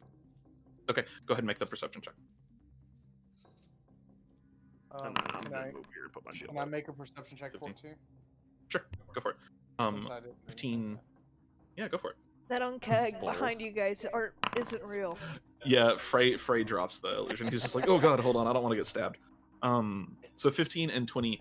So far you do not see any Ankegs, and both of you could kind of guesstimate a distance here. They're probably a good 60 to 100 feet away from you right now. At least the closest Call sounds like it's roughly that distance. What you do? So not Of note, Uh-huh. does it sound like they're skittering on the ground or under the ground? sounds like they're under the ground. Under the ground. Okay. They're burrowing. Okay. So, all right. The next round goes through. Seeker, I need you to roll me a d12. Oh, thank God. Nice. The Unseen Servant. You can feel the hesitation in your connection to it. You can feel it hesitate for a second as it realizes it's about to get blown up. And then you watch it crack each of the balls one at a time and just toss them into the hole. And they are now activated. Yeah, Seeker gets the fuck out of Dodge. Bye, guys. A real what is my purpose? You pass butter. Oh my Okay. god. The good news is, once I'm 60 feet away from it, it disappears. So I Okay. need more than 60 feet by now. But it doesn't actually die. That's good, right? You're Actually, not you would have had to 60 stay feet. where. No, you would have had to stay where you were because it goes after your turn. Oh yeah, it does, doesn't it? So you're still right here in this little square. Okay. So as you all begin, sorry, what was that? Move over one behind me and use me as a. Well, no, No, she's she- trying to move so that the unseen servant disappears and yeah. doesn't die from the blast. Yeah, it'll die from the blast, unfortunately. But that's okay. That's what it was created for. All right. So as you all begin moving quickly away, you do. We'll go ahead and make this kind of brief. You do manage to get away from the hive.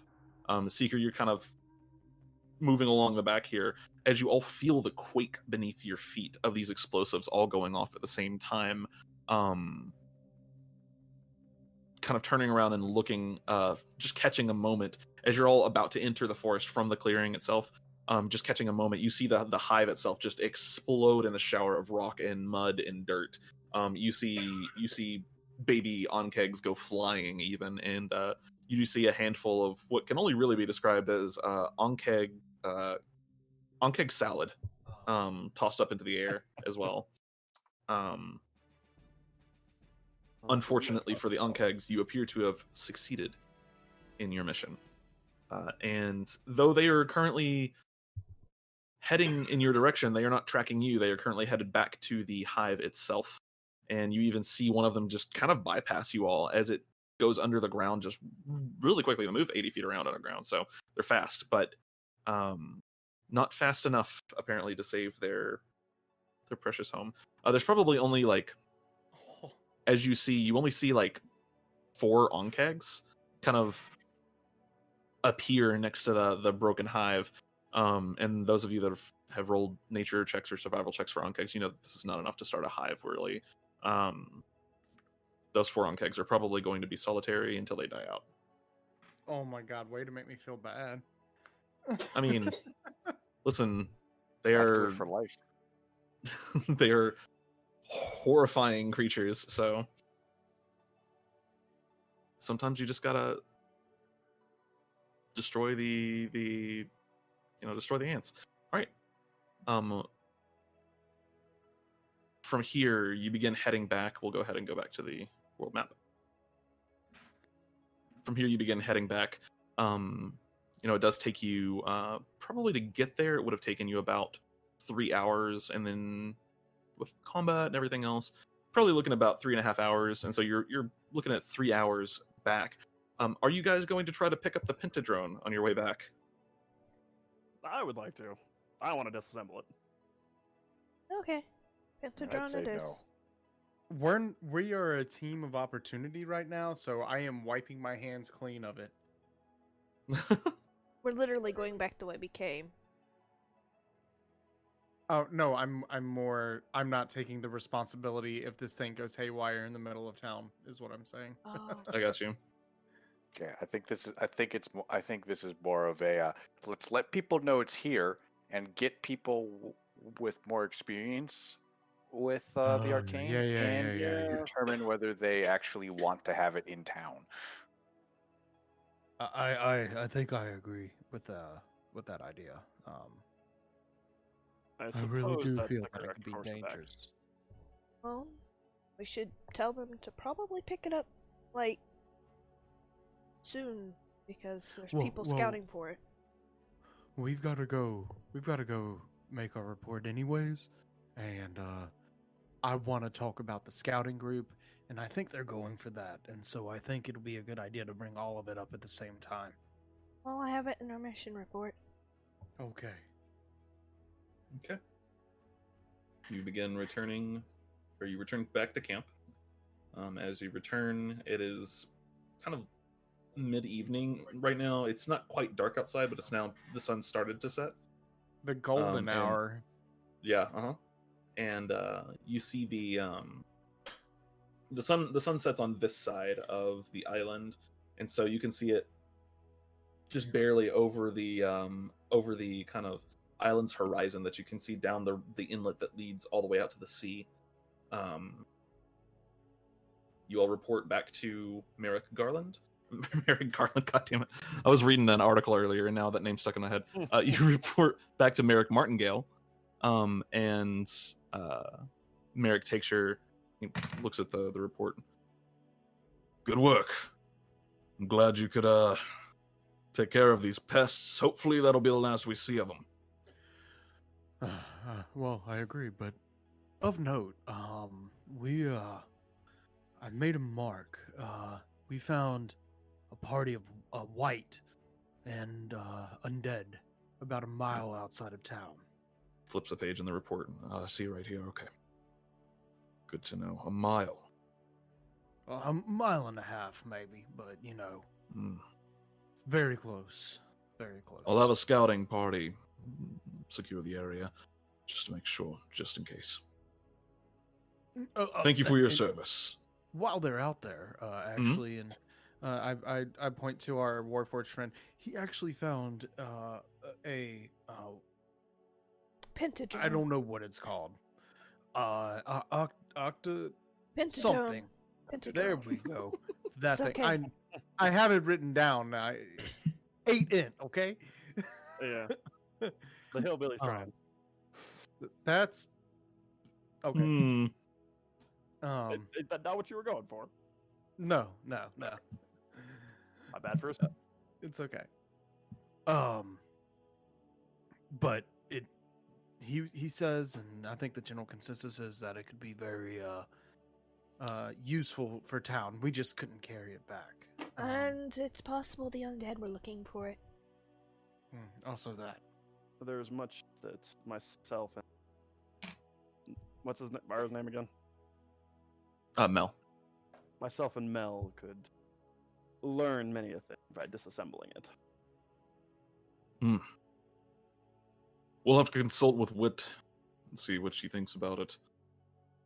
For now, thank you for bringing this to our attention. This is an important discovery. Undead so close to the camp is definitely something that we need to take very seriously. And I do believe, and he turns around and he pulls out a handful of sacks, 5 sacks, and hands you each a small sack of silver. So each of you get 1,250 silver.